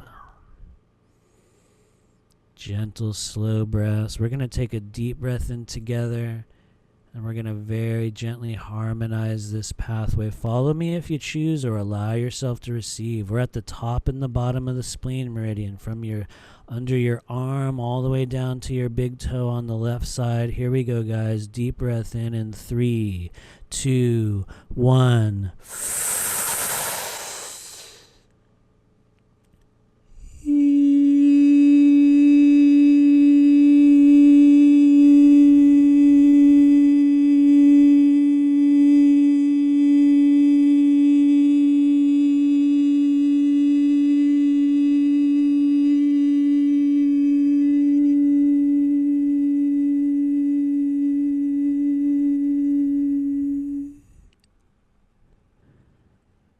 Good job, everybody. Gentle breath in. Very good. Even if you're just here receiving, what we're doing is we are priming that pathway. Just with our awareness alone, we are sending energy down this non-physical pathway in the body, sending it all the way down to that big toe on your left foot, because we're going to be using it in a few moments. I'm also going to start by saying, technically, guys, the spleen meridian moves upward along the left side of the body. One of the things I've discovered in my own work is that we can change that direction. In fact, we don't need to challenge the flow of the meridian. What we can do is move our energy along those pathways. And so we just awakened the spleen. And so thank you, Sarah. Felt a distinct coolness down the front of my left shin. That is a beautiful, beautiful thing. Thank you for that. You can access that point even easier, you guys. There is a place on the spleen meridian which you can access that easier. It's right on the inner knee. You can see it right down there. I'm going to move my little pointer down to it. Right there. Hopefully you can see my little mouse pointer right down there. It's the opposite side of the stomach 36. Actually, it's a little bit different because it's a little bit tighter up into the inner corner right underneath your knee, but you can actually move your fingers around from the opposite side of where we were on stomach 36. That was the one on your shin bone that we saw a little while ago, you guys. For some of you guys, I know it's so new. You're like, which one was that? I don't know. But that's okay. Go over to your left leg, and just underneath your left knee, you're going to kind of circle around, kind of circle underneath the knee. You can see where my little pointer is down here, and just connect down underneath there. Feel your fingers around. Don't worry if it's your first time and you're like, how? Where is it? It's okay. We're just gaining awareness of it.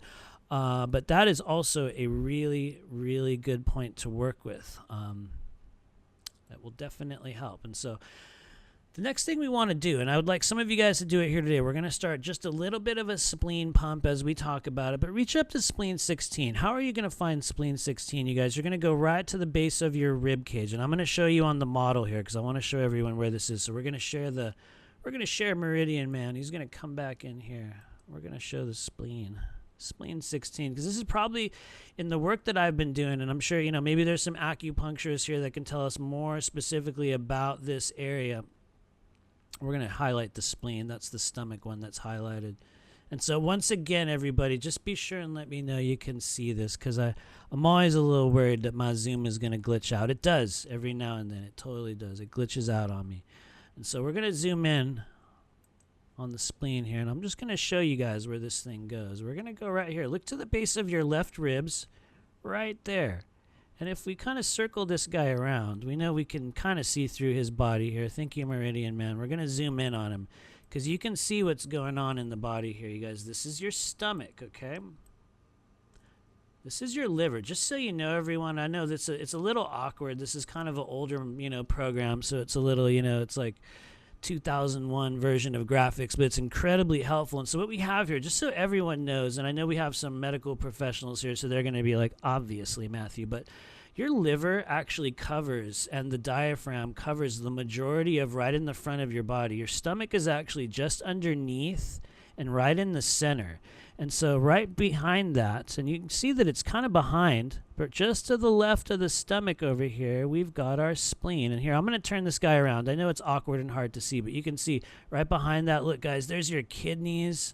Don't worry, we're going to be talking about those guys later on. Let's turn this guy back around.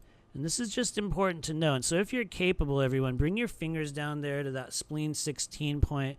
You'll find it right at the base of those ribs, and just go a teeny bit past it, right into the soft spot of your belly. And so find that point, and at the same time, go up here to spleen 21 underneath the arm. And you can see where it is on your screen. I'll try to zoom him out. You can kind of get an example.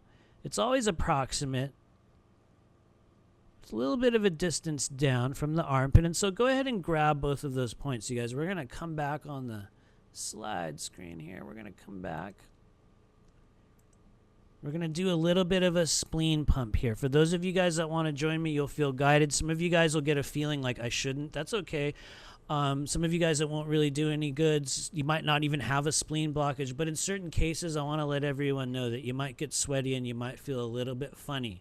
Sometimes you'll feel cold, sometimes you'll feel warm, sometimes you'll just get a sensation. But what I'd like you to do is reach over to spleen 16. You can probably use your left hand, reach down to right at the base of your ribs, and take your right hand and put it right underneath there. We can also do this down at your ankle, which we're going to do next. But just feel there underneath your armpit and right at the base, and just kind of very gently, it's like you're going to just very gently pump. Very gently, guys. Take some deep breaths. You're holding the top and right at your spleen, very gently.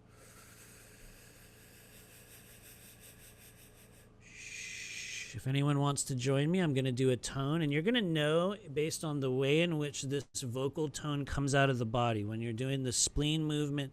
For some of you guys, this is going to create a big wave of energy in the body. For others, it'll be surface level. But once again, reach under spleen 21, under the arm, kind of pump, and you're going to be kind of pulsating your body on this. Get ready. Let's take a deep breath in. And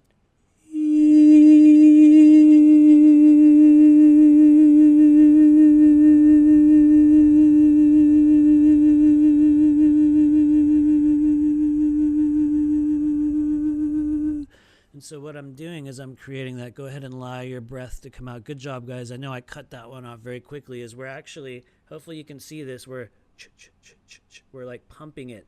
We're pressing very, very lightly. You'll see how my hand's just tapping very gently. I know it's kind of awkward with the little camera up in the corner, and so that's one of the ways in which we can begin to prime the energy of the spleen meridian to start moving downward, because the reality is spleen 21 technically is a release point, but what we're doing is we're starting to stir up energy.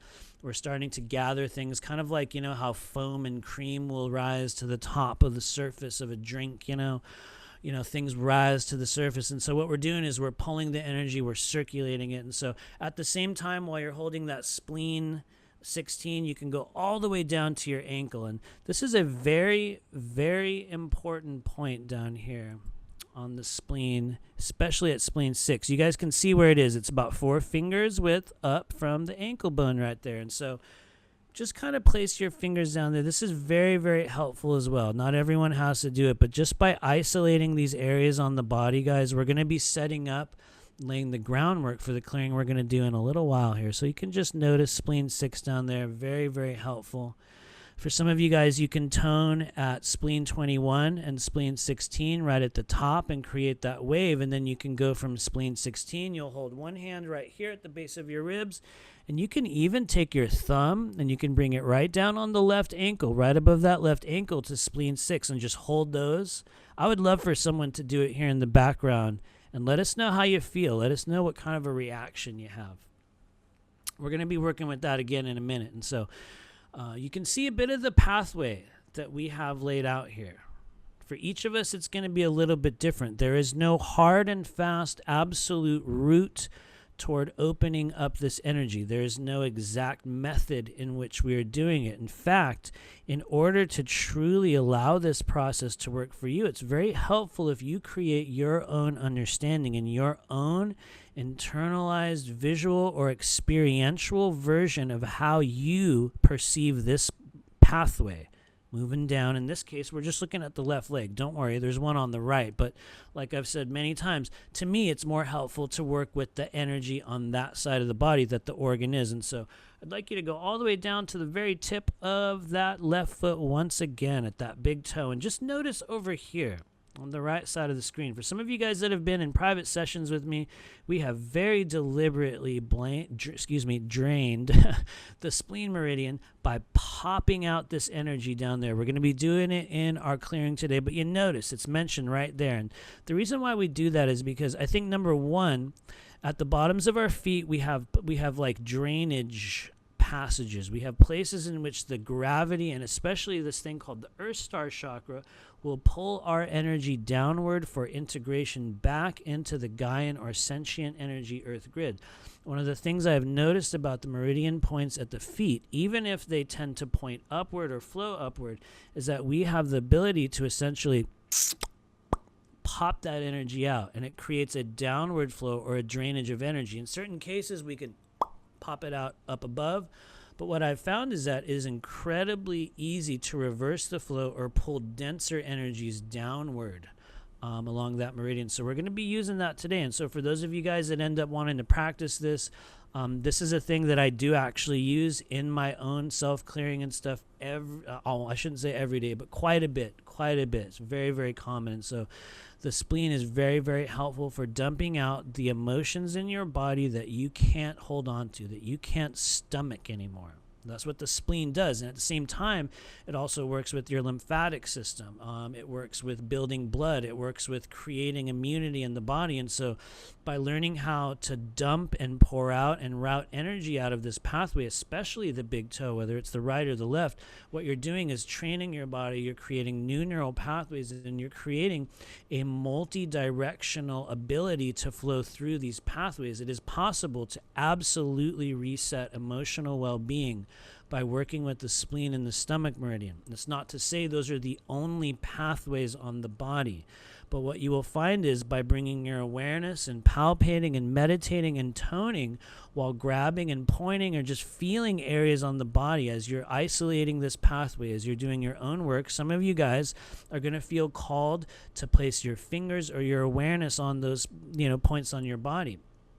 You may have a very strange experience. You may feel a pain. In certain cases, I know this is a weird thing to say, you will even get this feeling right as you're about to tone or open up an area of your body. You'll get this thought in your head. It'll be like, no, don't do it. No. It's like this crazy wave will come in. I've experienced it several times.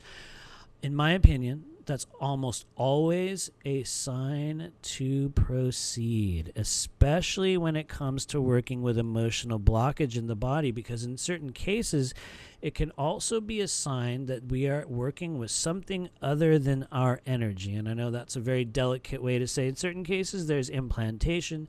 In certain cases, there's other people's emotions. In extreme cases, there's actual entity or sentient parasitic attachment that occurs in the body. And so it's a very, very complex pathway, and I think if there's anything that we take from it here today, it's not only it's one of the pathways in which we may hold negative manifestations, but it's also one of the most pliable when it comes to releasing dead emotion. And so, like it says here down on the bottom of the screen, we may experience many resistant emotions or thought forms when trying to clear this pathway. If you get stuck, do not give up. Try palpating, then isolating areas along this pathway, toning, bring denser energies in. If you feel negative when you're self-clearing, explore the negative feeling.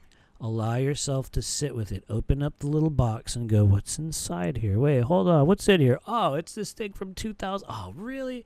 And so it's like we go through this weird unpacking process. And one of the things we discover about the meridians is that there will be experiences that will hold in these areas, in these parts of our body. It's literally old stuff that we filed away. And the spleen holds a lot of those things that we felt overwhelmed about, that we felt frustrated about, that we felt just very, very toxic about, and that we didn't always express them. They stayed in our body, and maybe they weakened us, or we integrated it. It just flowed with it. We accepted it, especially the things that were unacceptable at the time, things that we were forced to deal with, that being the stomach. It'll take in whatever we put into it, right? You swallow it, it's going to go in. And so the spleen will break down those energies, transport them throughout. And when it's a toxic or, difficult emotion, the spleen will just hold it. Just holds it. Just hangs out. And that's why some of us at other stages of our life will get autoimmune symptoms. All sorts of strange things happen in the body. And so thanks, guys. Joyce Burgess says, very tender points. No worries. Good job. That's you becoming awareness of a pathway in your body that might have a little bit of energy. There's just some stuff in there. And so Heather Cox, yes, I think ionic foot detoxes are incredible. Absolutely. Incredible amount of energy that goes through there. If it helps, absolutely, please do it. I'm going to say it again, though. If you guys want to open up your spleen and truly, truly drain toxic energy from your body over the next 6 weeks, please buy castor oil packs and join me as we go through this weekly process of opening up meridians. We're going to be using these castor oil packs on the body. And you guys are going to see such a tremendous shift. My God, I'm so stoked about getting to do this with you guys. It's going to be a trip. And so we're going to be opening up that spleen. But yeah, very, very important. Very important thing. You might have some other questions about the spleen. Please throw them in there. I know we've been here for a while. We're going to move on. And so what happens now, everybody? We've been here for a couple hours. What we're going to do is take a little bit of a break. When we come back, we're going to talk a bit more about scalar toning. It's the modality that we're using in this class. We'll be talking about that in a moment. In the meantime, what I'm going to do is we're gonna take a break. I would like everybody to please, if you can, go to the bathroom. Please walk around a little bit. If you're in a space where you're capable, please. I know some of you guys are going to be like, "Why are we doing this?" But if you can, walk around and stamp your feet on the floor like you're. Kind of move your body, give yourself a little bit of a chance to kind of shake. You're going to notice some big movement in a minute, and we've already kind of opened up and stirred up some energy in the body. So please insert your questions in the chat. Oh, actually, here we go. Roxana Adams, thank you. Do we need wool or linen for castor oil packs? Before this class ends today, because we're going to take a break, I'm actually going to grab the brand that I recommend. It was one of the ones that came up on Amazon. It was I wish I could remember the name, but it's a little box you can buy, and it'll have the castor oil and a wool pack, and something else in it. But it's incredibly. Oh, it comes with wipes, so you can wipe it off. But go ahead and Google that in the meantime while we take a little bit of a break. I'm really excited that you're even considering doing that, Roxana Adams. We can talk a little bit more about the protocol. You do need to give yourself at least an hour to lay there with it on your body. And there's specific stuff. But in the meantime, while we're on the break, for those of you guys that are really dedicated in doing this process for real, if you really want to change your body and your consciousness and your emotional energy, Google those in the meantime. But yeah, we're going to grab a drink and go to the bathroom. I'm going to set a timer, you guys, this time. There you go. Eve Buckley found it. Yeah, there you go. So here's what we're going to do. I'm going to set a timer. This time, you guys, we're going to take an 8-minute break, because I know last time people were like, we came back. Yes, thank you. It is very messy. Thank you, Suzanne Wasilik. You're absolutely correct. We're going to talk more about that in a little bit.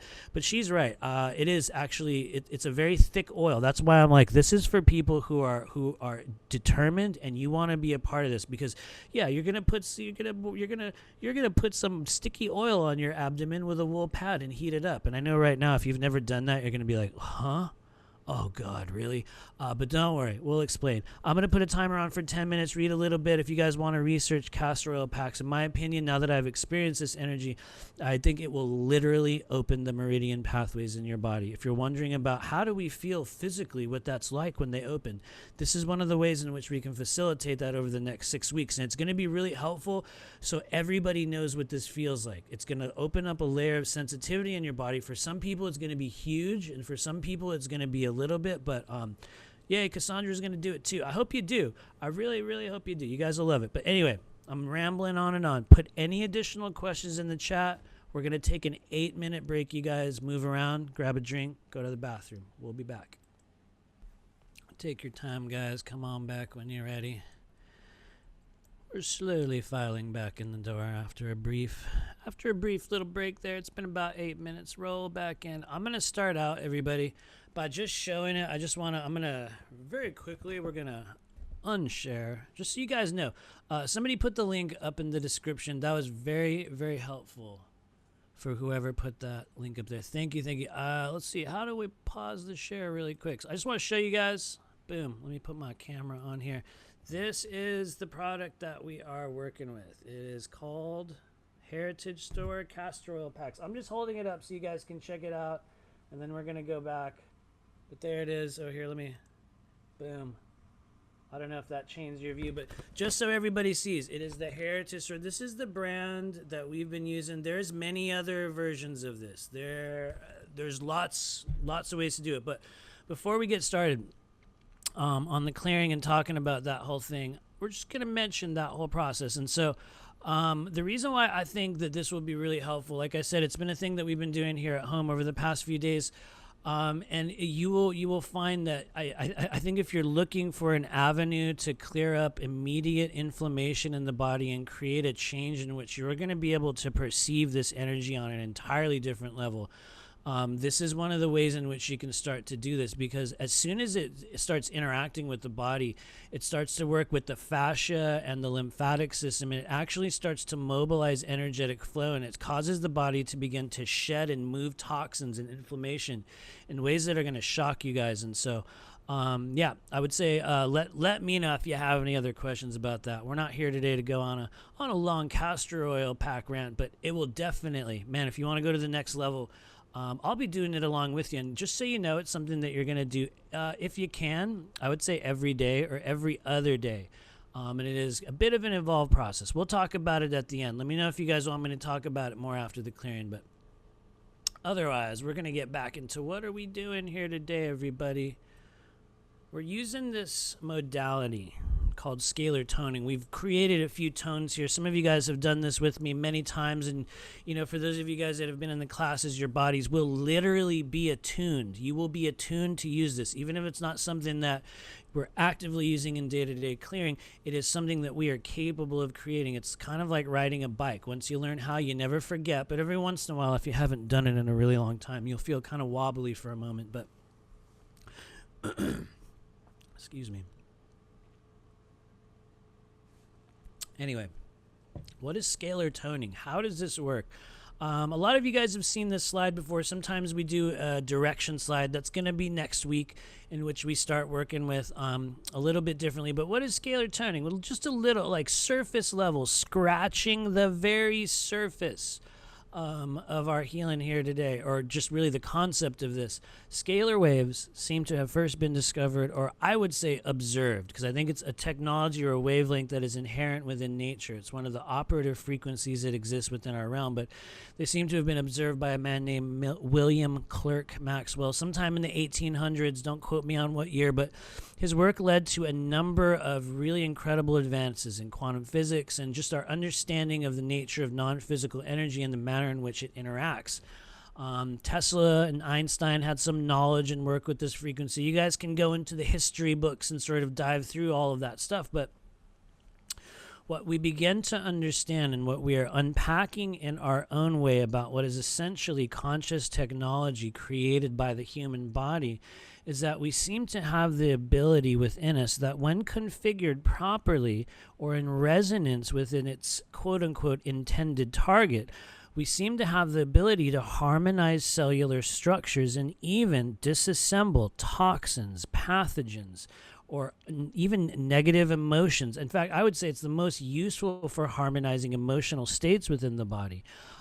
Incredibly useful. In fact, we have been able to create, just shocking layers of change and healing and, release within the body. And in each case, it's entirely different, entirely individual. But as we progress in our understanding of the physics of ascension, always that big buzzword, ascension, we begin to understand that this scalar wave frequency is able to move, or rather, I believe, it's able to move outside of the bounds of what we call space and time into what we loosely describe as that fourth density astral space. I also want to say, I see your comment there, Eve Buckley. I'm hearing the craziest sounds and noises. I want to tell you straight up, we are as well here at our house in LA. It's funny because on the break, my wife was like, "Are you hearing those sounds?" And I'm like, yes.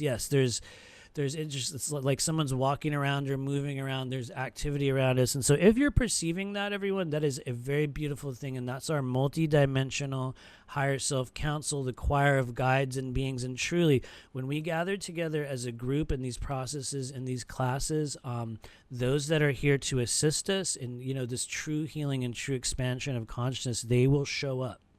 And so it's just part of the foundations of our existence here. But anyway, where did this whole thing come from? In 2017, this is how I was attuned to this frequency. I basically, and this is always a can of worms, guys, so bear with me. I believe that in December of 2017, I had an out-of-body extraterrestrial experience in which my consciousness was taken to either another planet, 2, another physical dimension, or 3, in what is essentially an astral space in which I went through a very particular experience. And I'm going to describe it very, very quickly here, but I was working at a psychic shop in Los Feliz, California, down here in Los Angeles in December of 2017, and I just decided one day to do a meditation at lunch. I had just ate lunch, and I was like, yeah, I'm just going to do a meditation. Why not? Because you can in the moment. And I was in the space where I could, and it was normal at work. And for some reason, I sat down in this little chair in this room in this psychic shop, and within seconds, it was as if this pop or this click or this little happened. And I was essentially outdoors in a space. And the ground was very orange. It was very reddish on the ground, kind of like red soil. And in front of me were very, very tall, what appeared to be black men or African American men, very tall, very large, very muscular. I don't remember their faces. It's not a space in which I was focused upon faces, but there were these very tall humanoid, like shaman Zulu warriors standing in front of me. I believe there was 3 of them in the moment, and they began to approach me, and the first one came right up to my face and held his hand out and went and blew this sort of smoke or this dust or this essence upon my body. And as he did that, he went off one way, and the next one came up and did the same thing, and he went off the other way, and the third one came up and did the same thing, and all 3 of them took their hands and they began to build a wall with their hands around my body from head to toe. It was like they lined my body with their hands. They almost created, it was like a covering or a veil that was placed over me. And upon that experience, I was immediately transported to what looked like an indoor space or a dwelling space or a room. And within that room, to my right, off in the distance, was what appeared to be a child, or possibly a humanoid child of some sort, that was laying upon kind of like a desk or a table or maybe an exam table or something like that. And I observed myself from outside of my body, kind of like a movie. I walked over to this child, and I noticed that he had a crack on the side of his head. It was like this sore or a great wound. And the crack was oozing some sort of glowing substance. It was like a glowing crack running along the side of this being's head. And I observed myself in that space reach over to his head and begin to remove what was essentially a glowing slug, like a glowing object, like a mass, a long tube of glowing plasma came out in my hand, and just for some reason I cast my hand up to the ceiling and it just simply vanished. It simply went away. It was as if I was watching that from outside of myself going through this process. What I realized in that moment, in hindsight, in looking back at that experience, is that there was a sound that was playing when it happened. It was like this ring or a tone or a vibration that began to come out when I was doing it. And so in that moment, upon removing whatever that blockage or that entity or that, whatever that experiential moment was in which that thing came out of that child, that extraterrestrial being's head in this out-of-body experience, from that very moment, I was transported back into this outdoor space, once again with those same beings, those same men, very, very tall. If I were to guess, like in sort of earth size, they were at least 8 to 10 feet tall, very large beings. And they were doing this dance. They were standing in front of me, kind of doing this sort of dance, and they were moving their hands around and kind of like moving their feet and like creating this wave. And what they did is they created these orbs of light in their hands, and they were shooting them back to each other, and they were passing it like a ball. And I was observing this process happening, and when I looked over at them, they sent these orbs, they threw them at me, and they went directly into my body, very much, very, very much like the illustration we see here on the right in the upper corner of this DNA helix. It's actually the specific reason why I chose this image was because I was shown something very similar inside my own body, that those orbs of light that they sent went right into these strands of DNA, and they began to line the DNA strands much like we see here. And so in that space, there's some other things that happened, and I can talk for a long time about that, that specific experience, and we may talk about it in the future. But what essentially happened for me at that point, it was that I believe I was being attuned to a multi-dimensional frequency, and this was an experience for me, I think, here on Earth. This is where it gets weird, guys. Maybe 20 seconds. It was as if I went into this state and was transported to another place, and suddenly came back seconds later, having had this momentary experience that it shocked me. It shocked me to the core. I made videos about it. I talked about it, and I took them all down off of YouTube and Facebook the next day, and I just filed it away, and I didn't have any frame of reference to go forth and tell people, hey, I had this experience with what I believe to be ETs. And they showed me how to do this thing. And it wasn't even so much that they showed me how to do anything, because I didn't know what to make of the experience. And what happened is I continued on with the work that I was doing. And I think it was maybe a couple days later, I got a client at that same store. And when they came in to get a clearing, I began to create this sound. It felt so natural. I wanted to go, and start to create this vibration in my body. And what I found was that upon creating that vocal tone or that vibration, when in a reverent space with specific intention, with awareness of a pathway in the body and a direct call or a desire to be of service, that we had the ability to penetrate or to move this energy in ways that here on the earth plane, we still think it's magic, or we think it's impossible, or we're like, how could that actually happen? And the reality is, for a lot of us, it still may be impossible, because there are certain tools, there are abilities, there are senses that once we turn them on, once we are aware of them, the game changes entirely. And for the work that we are doing in this course, the way that we gain awareness of these multidimensional abilities is through unpacking and understanding these non-physical pathways. And so during that initial experience with, what I believe to be a race of, beneficial humanoid shaman-like, beings that have shown up multiple times in my life since, I believe this is part of the technology that they're helping us remember. And I know for some of you guys here, that's a very strange thing to unpack.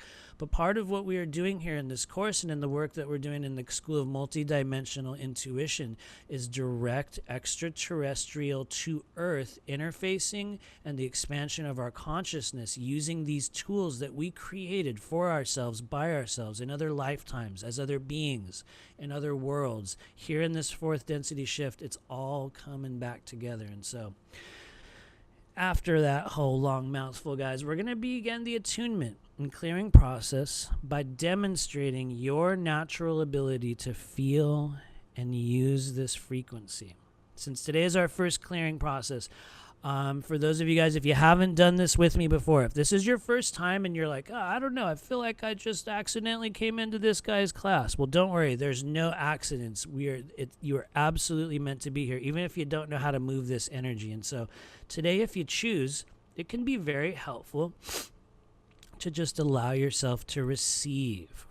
It's going to be a little bit of a different process. For those of you guys that have been in our classes before, that have done these meditations and these group clearings with me, today's going to be a little bit of a different process, because for the first time in our class, we are actually isolating specific areas in which, if you choose during this meditation, you can palpate or place your fingers upon these areas. However, I want to make it very, very clear that you can also, if you choose, just experience this energy. Some of you guys here today, you might even want to keep your eyes open and go through this process with me. But I'm going to be honest with you. If you want to take my recommendation here today, allow yourself to receive this energy.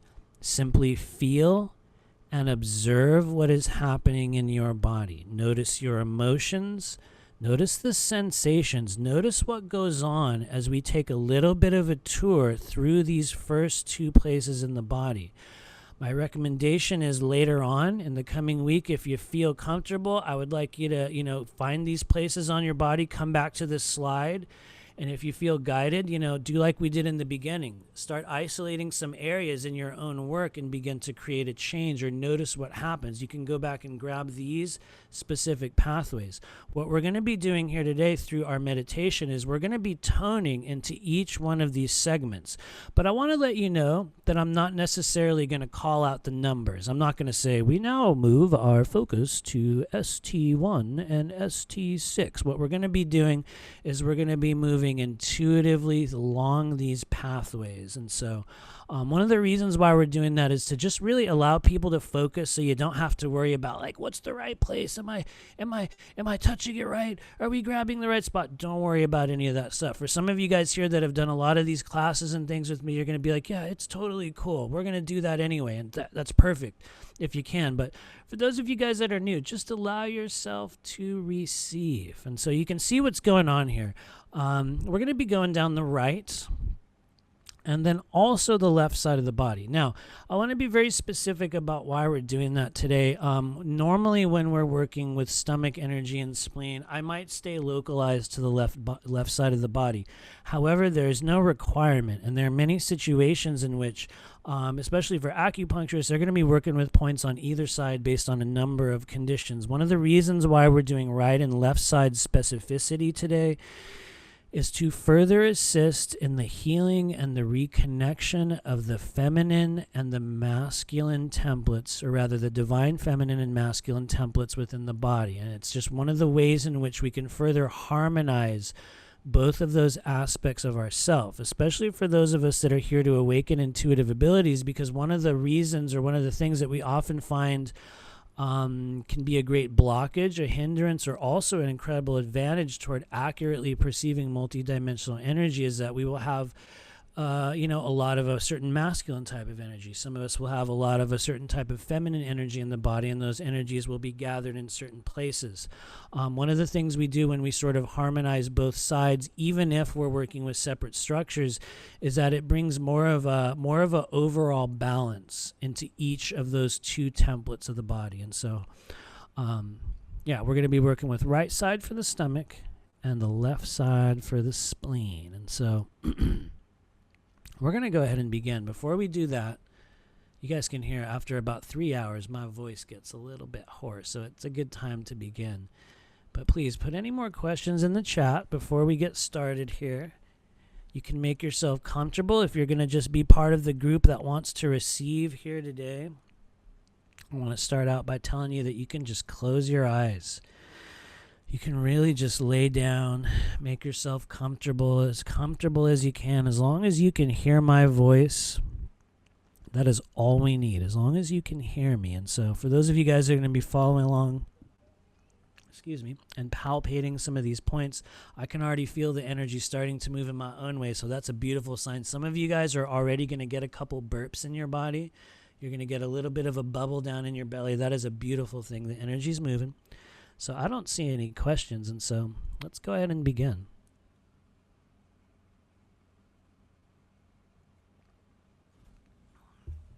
I'd like everybody to close your eyes. We're going to start out with some very gentle breaths here today. Now that we've laid a bit of the groundwork by loosening up these pathways, we'll be going through a group clearing and activation process in which we begin draining the dead emotions and stagnated experiential data contained within these areas of the body.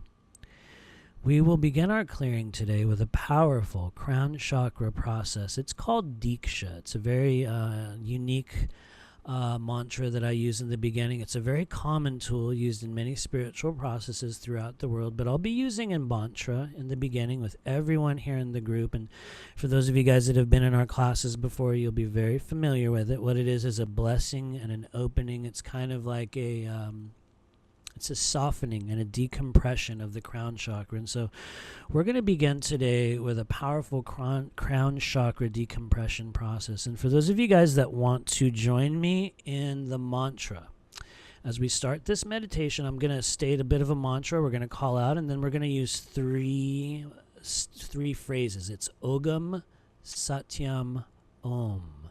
Some of you guys from the chakra class and our other courses will be familiar with that. But you can see it there on the screen. We're going to be using that 3 times in the beginning. I will let you know when that begins, but please feel free to join me if you feel guided. Some of you guys will feel guided just to make the sounds and not even monitor. You can just listen to where I'm bringing energy through your body, but we're going to begin with the crown chakra, and from here we're going to move down along the stomach meridian. We're going to be going on the right side of the body, and you can see where we're going to be stopping. We're going to stop up there at the head with stomach 1 and 6. And as you're allowing yourself to relax, you're just remembering little bits of what you've picked up or the sensation that you had in your body when we begin to learn about those points on the side of the head. And from there, we'll move down to the actual stomach, or the region around the stomach itself. Right in the center, we'll move down into our groin and begin to open up that stomach 30 point. And then we'll move all the way down to the bottom and very gently drain that energy out from the right toe, the second toe on the right side. And after that, we'll go over to the left. And you can see that pathway, that spleen pathway. We're going to be moving underneath into that spleen point 21 and begin to move down the left side of the body. Some of you guys will experience big emotions or big movement. Just allow whatever shows up. And so, here we go. Let's close our eyes. There's no mudras or mantras. You don't have to keep your back straight. You can move at any time you need to. If you get any eruptions or anything goes on in your realm, that's perfect. We create radical allowance in the moment as we begin with gentle, deep breathing. It's like you're going to be pumping up your belly like a balloon or a basketball, very gently and a bit exaggerated. As you're taking these breaths, you're acknowledging once again who's here, this group of multi-dimensional travelers gathered together in this now moment. All across this earth realm, in our own little corners, synchronizing our energy, connecting in with that 4th density space of creation. I'll count from 3 to 1 and we'll start a synchronization. Let's take a deep breath in as a group and hold it in 3, 2, 1. Deep breath in. Hold it. And release. Let that breath out. Make that sound like a snake. You're pressing all your breath out all the way down. Squeeze that belly. Synchronize in with that group. Let's take one more deep breath in like a unit, like a tribe, like one organism. Here we go. 3, 2, 1. Deep breath in. Hold it. Hold it. And release. Let it go all the way down. Good job, everybody. We're going to do one more of those as we formally welcome the childhood imagination. That version of each of us still existing within that realm of magic, of cartoon, that internal world of make-believe like a movie inside each of us. We honor and welcome the childhood imagination, sinking our consciousness and our bodies and our hearts and our minds into that realm of pure creation. Take a deep breath in 3, 2, 1.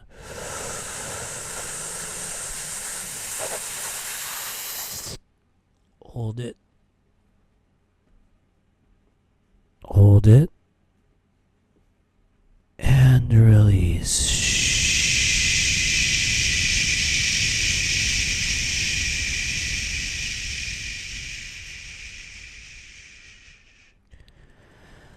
Allow that breath to slowly drain. Allow any emotions, allow any sensations, allow any reactions or burps or yawns or coughs or movement in the body. Welcome that childhood imagination and allow yourself to simply acknowledge the other travelers of this group. We allow ourselves to truly receive as we begin the crown chakra depressurization process. Let's focus up at the top of the head in 3, 2, 1.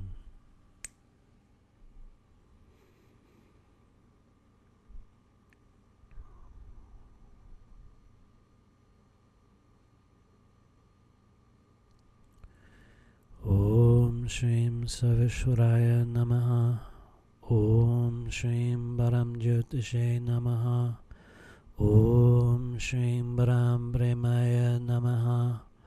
Om Shrim Baram Karunyaya Namaha. Om Shrim Baram Pavitraya Namaha.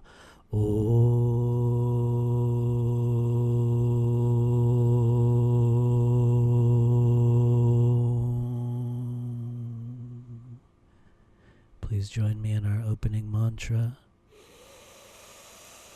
Ogam Satyam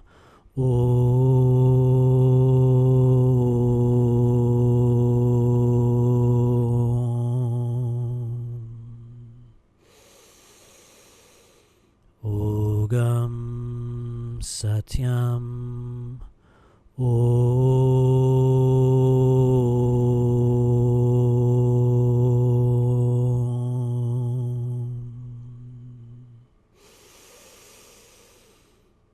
Ogam Satyam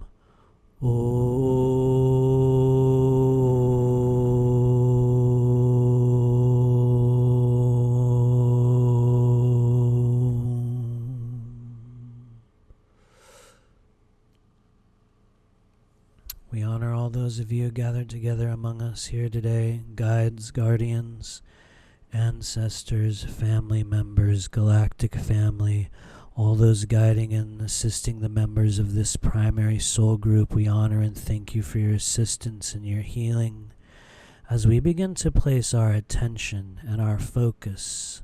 And for those of you following along the path, we bring our attention underneath our eyelids, on the sides of our head, along the corners of your jaw, acknowledging the energy and the emotion. And in some cases, we simply acknowledge the thoughts and the cycles and the energy entering our conscious internal space.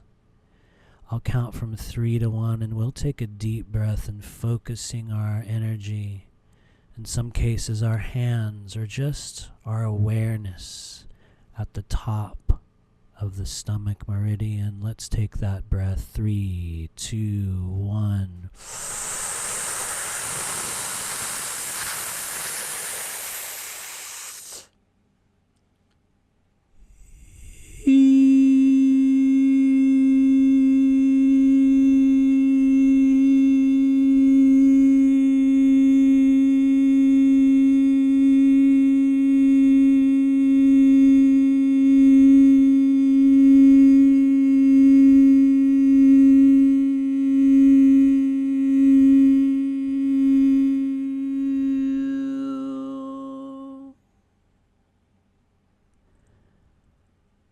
Very good. Bring your awareness to the right side of your head, right at the top of that stomach point, right underneath your eye, right at your jaw.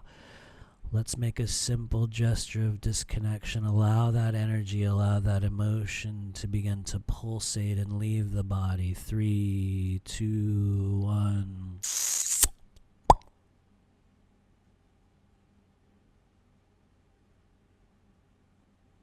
Gentle breaths. Simply acknowledging your internal state. Simply acknowledging the thoughts or the memories or the emotions that rise up as we allow those thought forms to simply drift down the drain. We bring our focus and our intention downward along the right side of the body, below the rib cage, right in the center, in connection with the true stomach and the energy of the meridian and the pathway that contains that conscious frequency. We take a deep, slow breath in.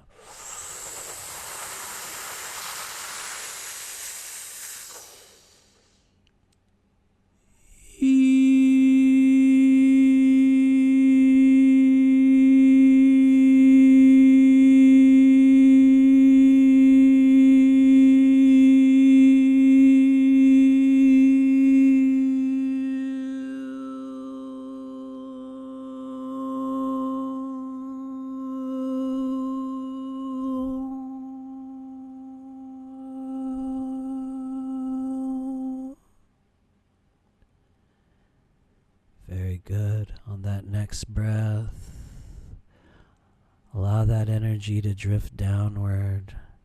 It's like an invisible plumbing line or a little tube. It moves right past the groin, right through our hips. In some cases, it's like cool water or wind or liquid pulsating or flowing down the right side of the body. Let's follow it downward. Let's bring it down right underneath that knee. I'll send a pulse right down underneath that knee, right into your shin on the right side. 3, 2, 1. Good job, everyone. Very good. Nice slow breath in as we bring our awareness downward. There you go, to your right foot. Feel that energy and the coolness and the flow descend downward as we connect at the top of the foot.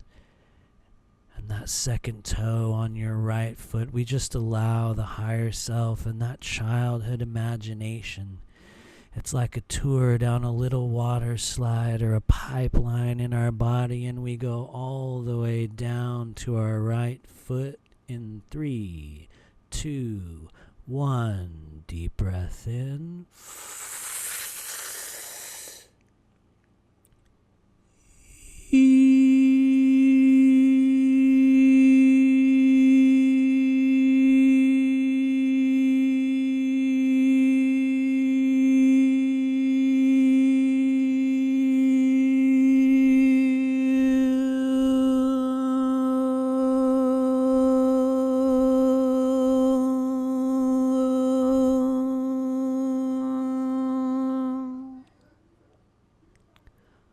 Gentle breath in. Focus on that second toe on your right foot. Let's create drainage in the body. Allow yourself to experience this energy dripping out. It's like little drips of liquid coming out from underneath a car or a drainage tube. In some cases, it's like a rain gutter, and we watch that water or that old dead emotion leak out from underneath us. Let's release the stomach. Allow your emotions and energy to flow. 3, 2, 1.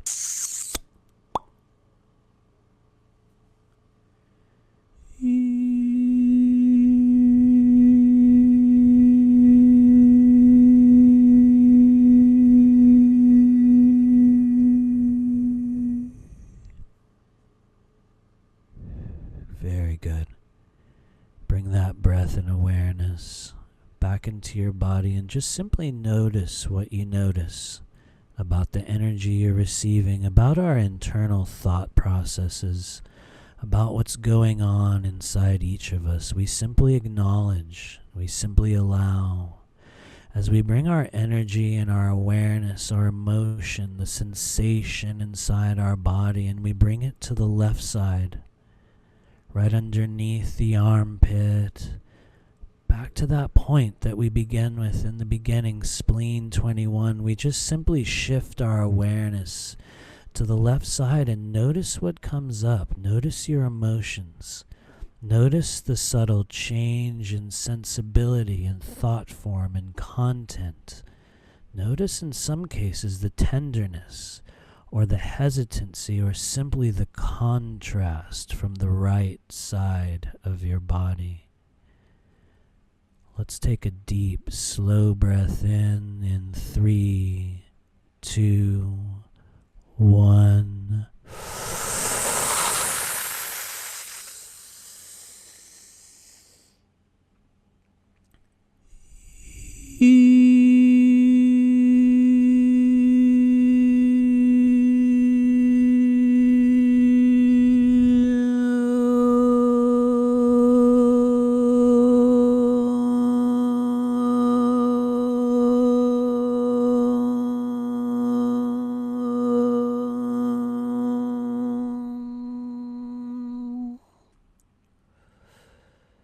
Gentle breath in.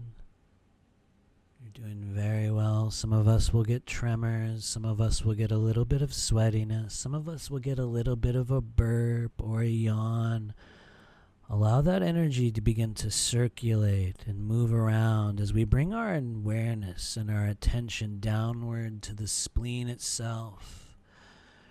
Right in the center of the abdomen, a little bit over to the left. And today I'll help everyone connect directly with the spleen. I'll create a very small pulse within the body on the left side of your chest. In 3, 2, 1.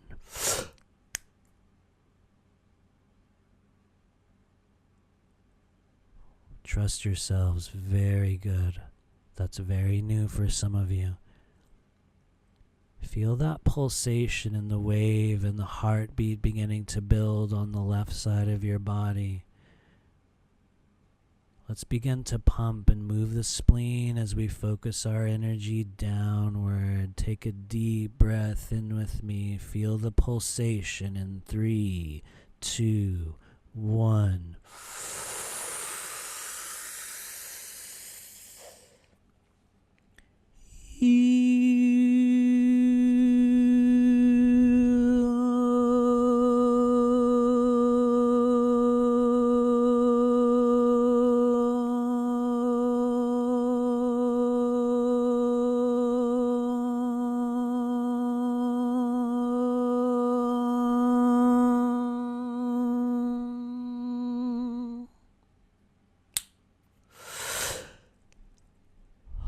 Good job, everyone. Lots of symptoms, lots of movement wherever you are in this journey. Very good. Take a gentle breath in.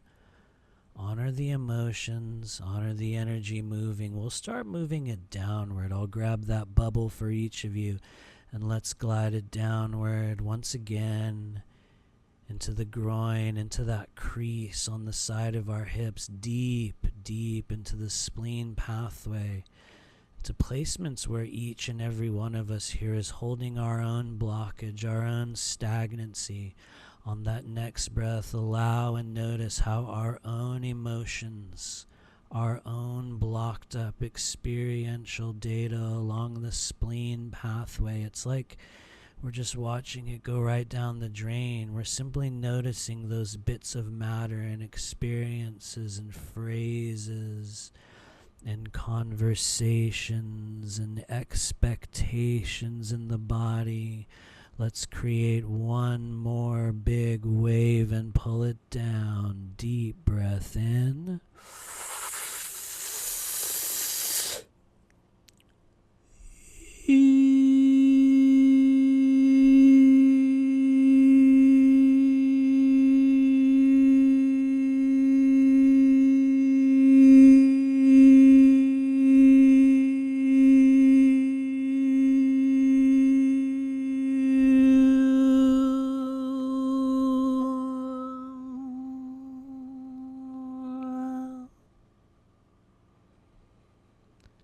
Good job, everyone.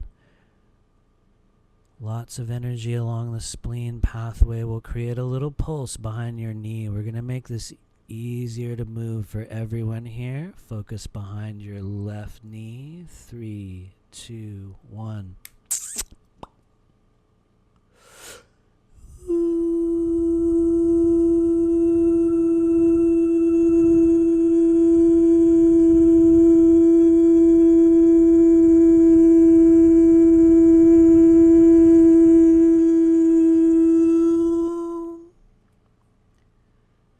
Job on that next breath.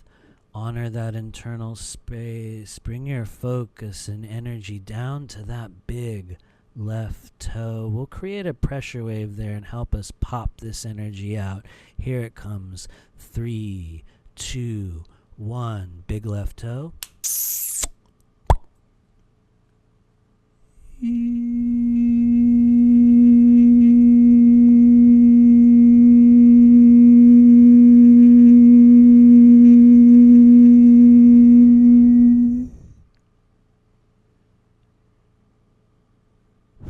Honor that breath. Honor that emotion. Honor the thought forms, the frequency. Honor what's going on within the body, and wherever you are in this journey, let's look over that left shoulder in our mind's eye. Over your left shoulder at this moment stand your guides, guardians, and ancestors, each one of those that chose to come together and guide this multi-dimensional group of travelers in this process of awareness and healing and awakening. All those that are gathered here today, those guides, those members of our galactic family, we honor each and every one of you for your healing, for your grace, for your inspiration, and for the awakening of the Meridian template within the body once again, especially for those of us here that have been called to this stage of service in the human body. We honor each and every one of you. We thank you for your assistance. As we continue on with this process in the coming weeks, we allow your energy, your connection, your guidance, your protection, and the sacred knowledge that we created for ourselves prior to entering this realm. We shall now continue in the name of the one infinite Creator. I know you are with me. So it is, so it is, so it is.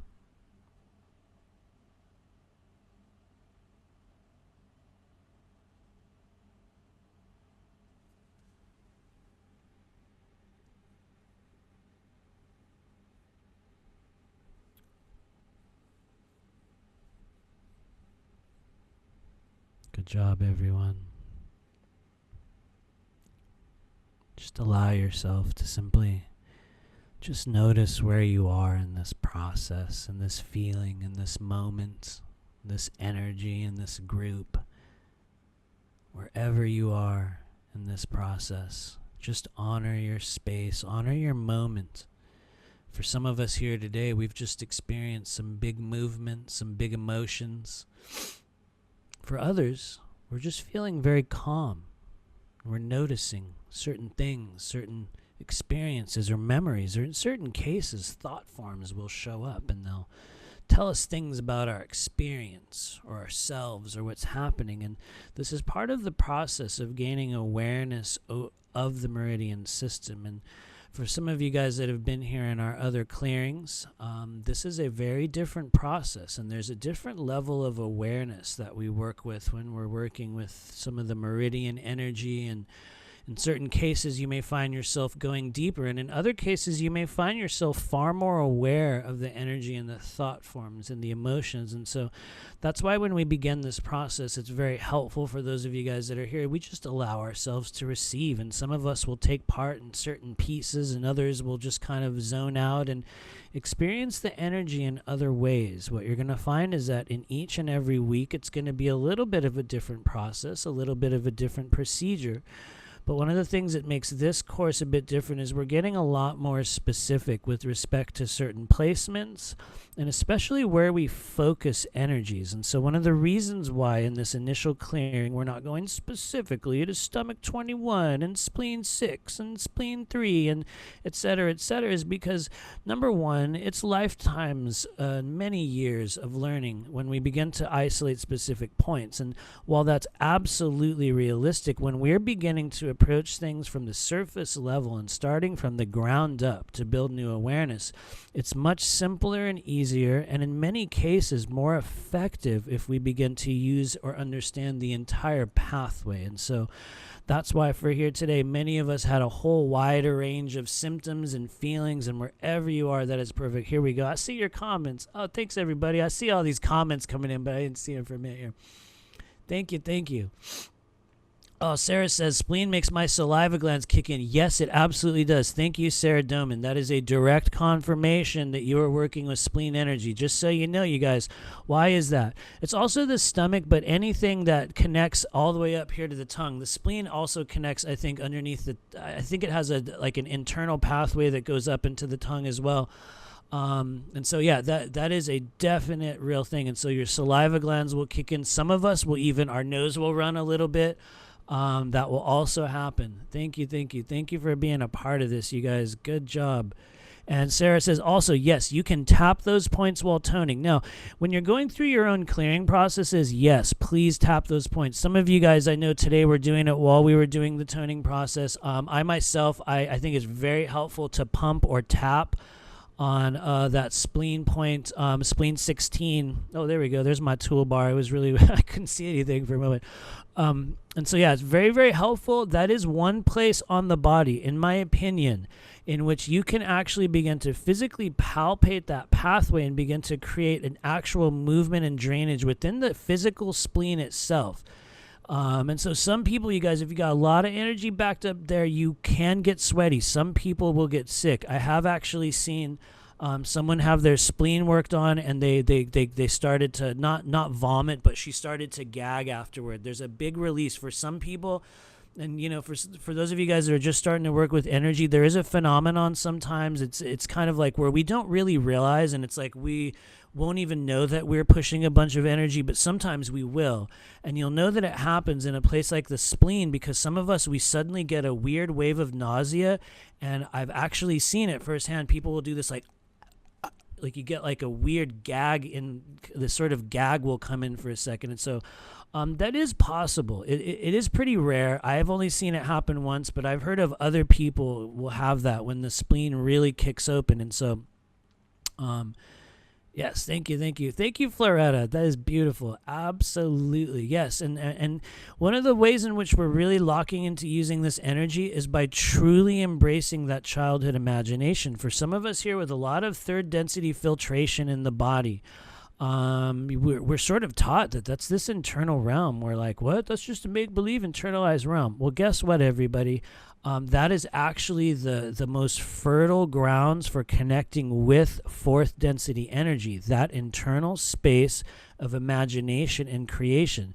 Believe it or not, there is a point in the physical lifetime in which it stops being just a place of internalized make-believe, and it literally becomes a place in which, with intention and specificity, we are putting processes and thought forms, and if you want to get technical, actual etheric machinery together inside our body that then begins to echo outward. And so it's one of the most fertile grounds for creation at this stage of the journey. So for those of you guys who are willing to really slide into that space where you're like, I'm just going to exist in this world with my childhood self during these classes, and we're going to imagine this energy, like, you know, for some of you guys, it's literally going to be like lightning bolts inside the body. For other you guys, it's going to be like this cartoon cloud of mist that you're working with. For other people, you're going to be, you know, like if you're like me, you're going to be kind of weird, and you're going to be doing like strange surgery on the body and making weird incisions. But really, the whole idea is that you're going to begin to find your own internalized experiential method of perceiving this energy.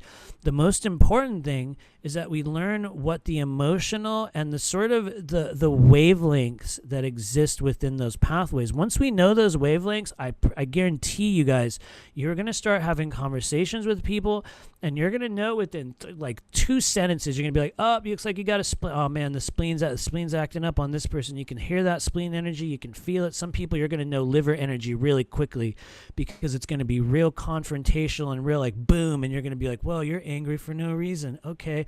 But it's not always about necessarily that pathway. What we're doing is gaining awareness so we can differentiate.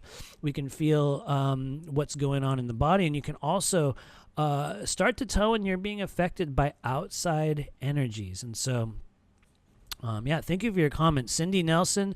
Thank you for that. That is perfect. Absolutely. Thank you for being here. And if you are feeling the rawness, Cindy, I'm going to be honest with you, Cindy. Part of our conversation yesterday, you guys, me and Cindy had a real brief little moment yesterday.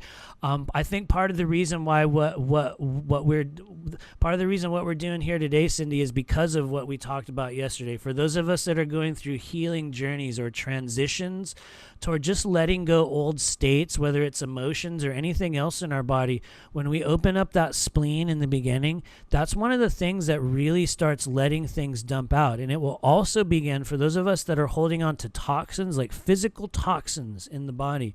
When the spleen starts to flow, and also the stomach, it's like old fluid will start to drain out of your abdomen. And so I guarantee you guys will notice a little bit of more freer movements in your hips and in your joints. And so anyway, good job, everybody. You made it through chapter 1 of this strange journey. And so really, good job. I know for some of you guys, very new. We're getting into new areas in the body. But like we said in the beginning, if you're capable, there's a few things. We talk about these in other classes. I didn't do a slide on them specifically here today, but we might talk about them in others. But please do. If you're capable and you're not aware, heavy metal detoxing is going to help you truly begin to perceive and activate these energetic pathways, or rather the sensitivity toward feeling these pathways in your body. Heavy metal detox protocol and a physical parasite cleanse. For those of you guys that are able to handle a parasite die-off or just understanding that you're going to have some symptoms in the body, these are 2 things that you can begin right away that are going to make an incredible impact on what we are doing here. However, like we said at the beginning, because this is a thing that I'm doing myself, really the operative thing we're going to be doing, if you guys want to join me, is we're going to be doing castor oil packs. You don't have to do it every day. If you guys want, I can talk a bit more about that process. Otherwise, you guys can just, for those of you guys that want to join in, please, if you're capable, purchase them.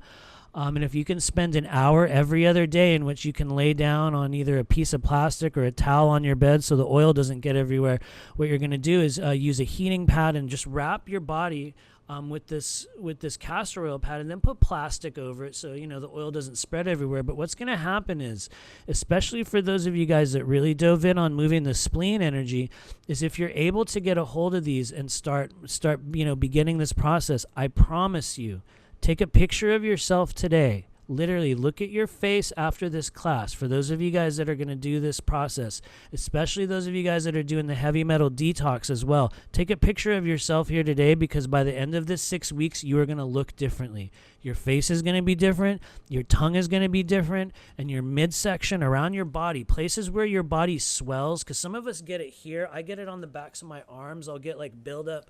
Some of us get it in other places. Some of us get it around the middle. Some of us get it in our groin. What happens, especially in the beginning when we start opening up the spleen and also later on the liver, is we're going to see our bodies change as a result of opening up these pathways. And what it's going to do is give you a real world example of what happens when we start to open the meridians, because that's the additional element to this. And so in the meantime, you can do things like Qigong. I think that is probably everyone that's here that's been here before is like, oh no, Matthew, don't go on the Qigong rant. But if you are wondering if there is one form of thoughtful physical movement that you can do to begin to literally change your body and your consciousness, will make it actually possible. Because right now, for some of you guys here, you're going to be like, I don't feel anything. I can't feel it. I don't know. I'm just kind of going through the motions.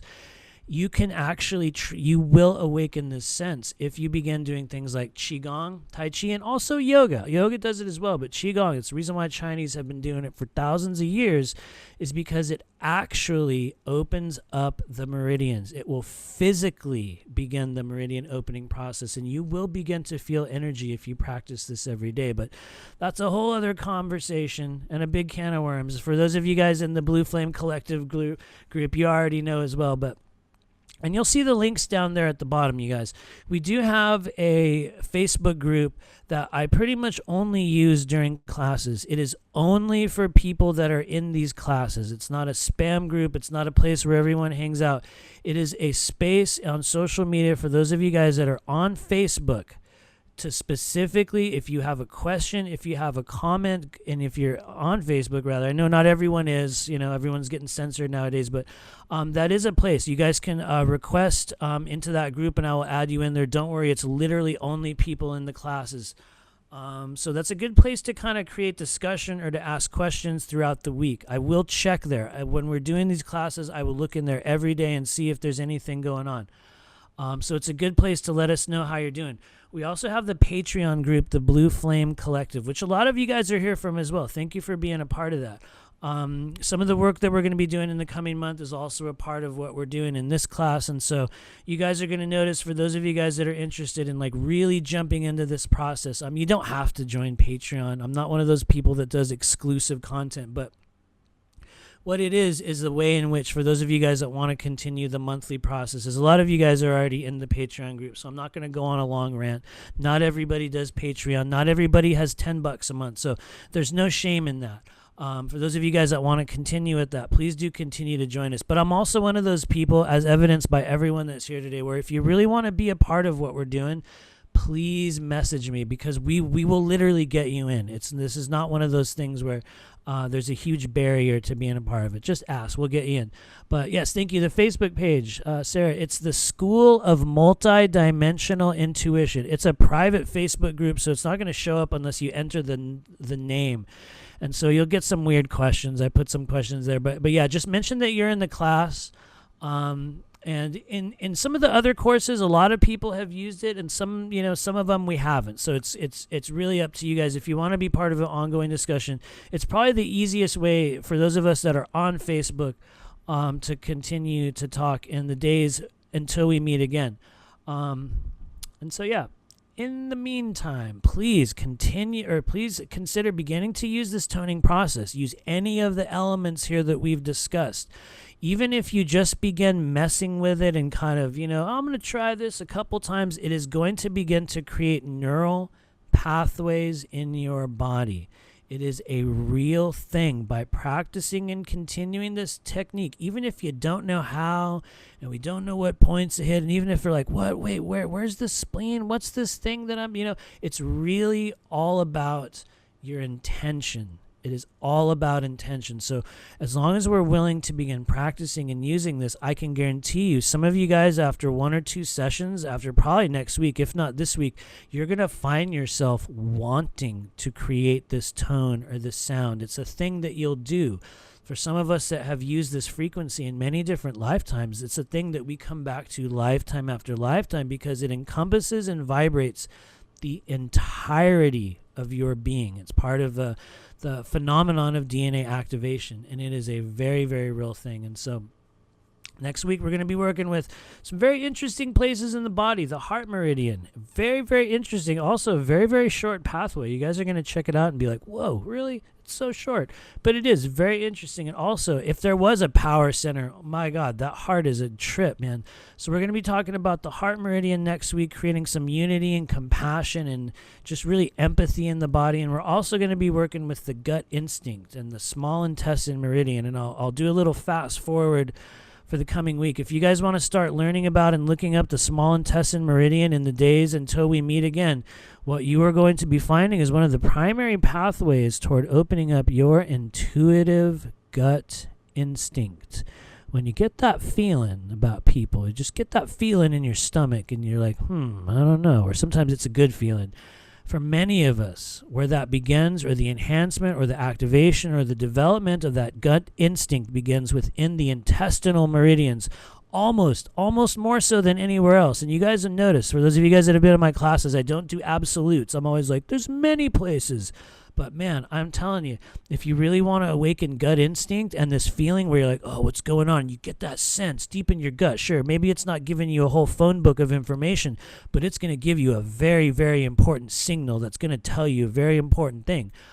That's your small intestine meridian. And it's also one of the places that everyone has felt. It's not only small intestine, it's actually large intestine, depending on a whole number of things. And it's also the solar plexus chakra, if you want to get ultra technical, which you know I will. And so we're going to be working with those next week. In the meantime, be gentle with your emotions. Some of you guys are going to have some really good healing tears after this. If you can, please embrace that. One of the things you're going to find week after week in these classes, you guys, is that you are going to have an emotional burn-off. Not everyone gets it, but some people do, and some of us will feel raw afterward. You might want to take a shower and have a deep cry, and let me tell you, if you get to that point, that is a sign that you are truly clearing energy. If you are in these classes and you start to get these tears and these emotional waves in your body, what you're going to find is as we continue on with this ascension process, that's what's going to be one of the most powerful currencies of energy that allow you to begin really working on a multi-dimensional level. So embrace your emotions, embrace them. And oh, I see your questions here. Sarah Doman says, practice this in the chakra class. Oh, beautiful. Thank you for saying that, Sarah. You are a real-world example that this energy works and that it moves. And when we begin focusing on these pathways, real things change. So thank you for saying that. Marie-Suzanne Wasilic says, where do you suggest starting with the castor oil? Actually, very, very helpful. I can tell you where I started. I started on the liver side, on the right side, but that's just me, and I have a more I just have more inflammation on the right side. If you guys want to start by really isolating the spleen, what I would recommend doing is either placing it right over the front right here, almost like you're going to put it a little bit to the left. And for those of you guys that want to look at videos on YouTube or do more research on the castor oil packs, it is basically, I'll just say it again, it's basically this swath of either gauze or wool that you soak in castor oil, and then you lay it across your body with your shirt off, and you put a plastic sheet like saran wrap over it so the oil doesn't drip all over the place. And then if you're capable, if you can get a hold of a hot water bottle or a heating pad, you guys, that's going to be the thing that really begins the movement. But I would say put it on the spleen side, do one on the left side, and then maybe another. If you want to do it every day, you're going to have to buy a bunch of these, you guys. I apologize, but if you do it every other day or maybe twice a week, do right side and left side. Some of us, if we have a lot of inflammation, we're going to be guided to put it down on our belly if it's very puffy down there. Some of us are going to put it on your chest. The reality is you can take that castor oil and even massage it into your joints. But I will say, if you guys are just working with it, it's a very thick oil, and it's one of those ones where you're gonna be like, oh, okay, this is definitely a kind of a goopy thing, but you can massage it into your joints. But what I would do, you guys, is basically you're gonna get the castor oil, you're gonna get a big bowl, and you're gonna kind of make yourself a couple strips of that wool or gauze or whatever you do, and you just kind of place it across the body like a wrapping, but really soak it up in the oil. You're going to get it super drenched, so it's real drippy, and you're going to feel weird doing it. If you've never done stuff like this before, you're going to be like, huh, this is weird, Matthew. So you're saying take this weird goopy rag full of oil and put it on my body and then put heat on top of it? Yep, absolutely. And you guys can learn or just like read about some of the work that Edgar Casey did with channeling those. And you guys are going to find in your own research that people have created miraculous chapters of healing in their life by using this simple thing. And so the reason why, like I said a million times, we're bringing it into this class because it's going to help you actually feel your meridians as they clear. And so I want you guys, feel free to put any questions for those of you guys that are on Facebook about the castor oil stuff. You could also put it here in the chat. But I want to let everyone know we are essentially done here today. I know that we have been here quite a long time, and I said that a lot of these classes will go for a while, so I do apologize. It does happen. Next week we'll go a little bit shorter. Usually the first one is a very long process, but yeah, thank you for your comments. Thank you for your chats.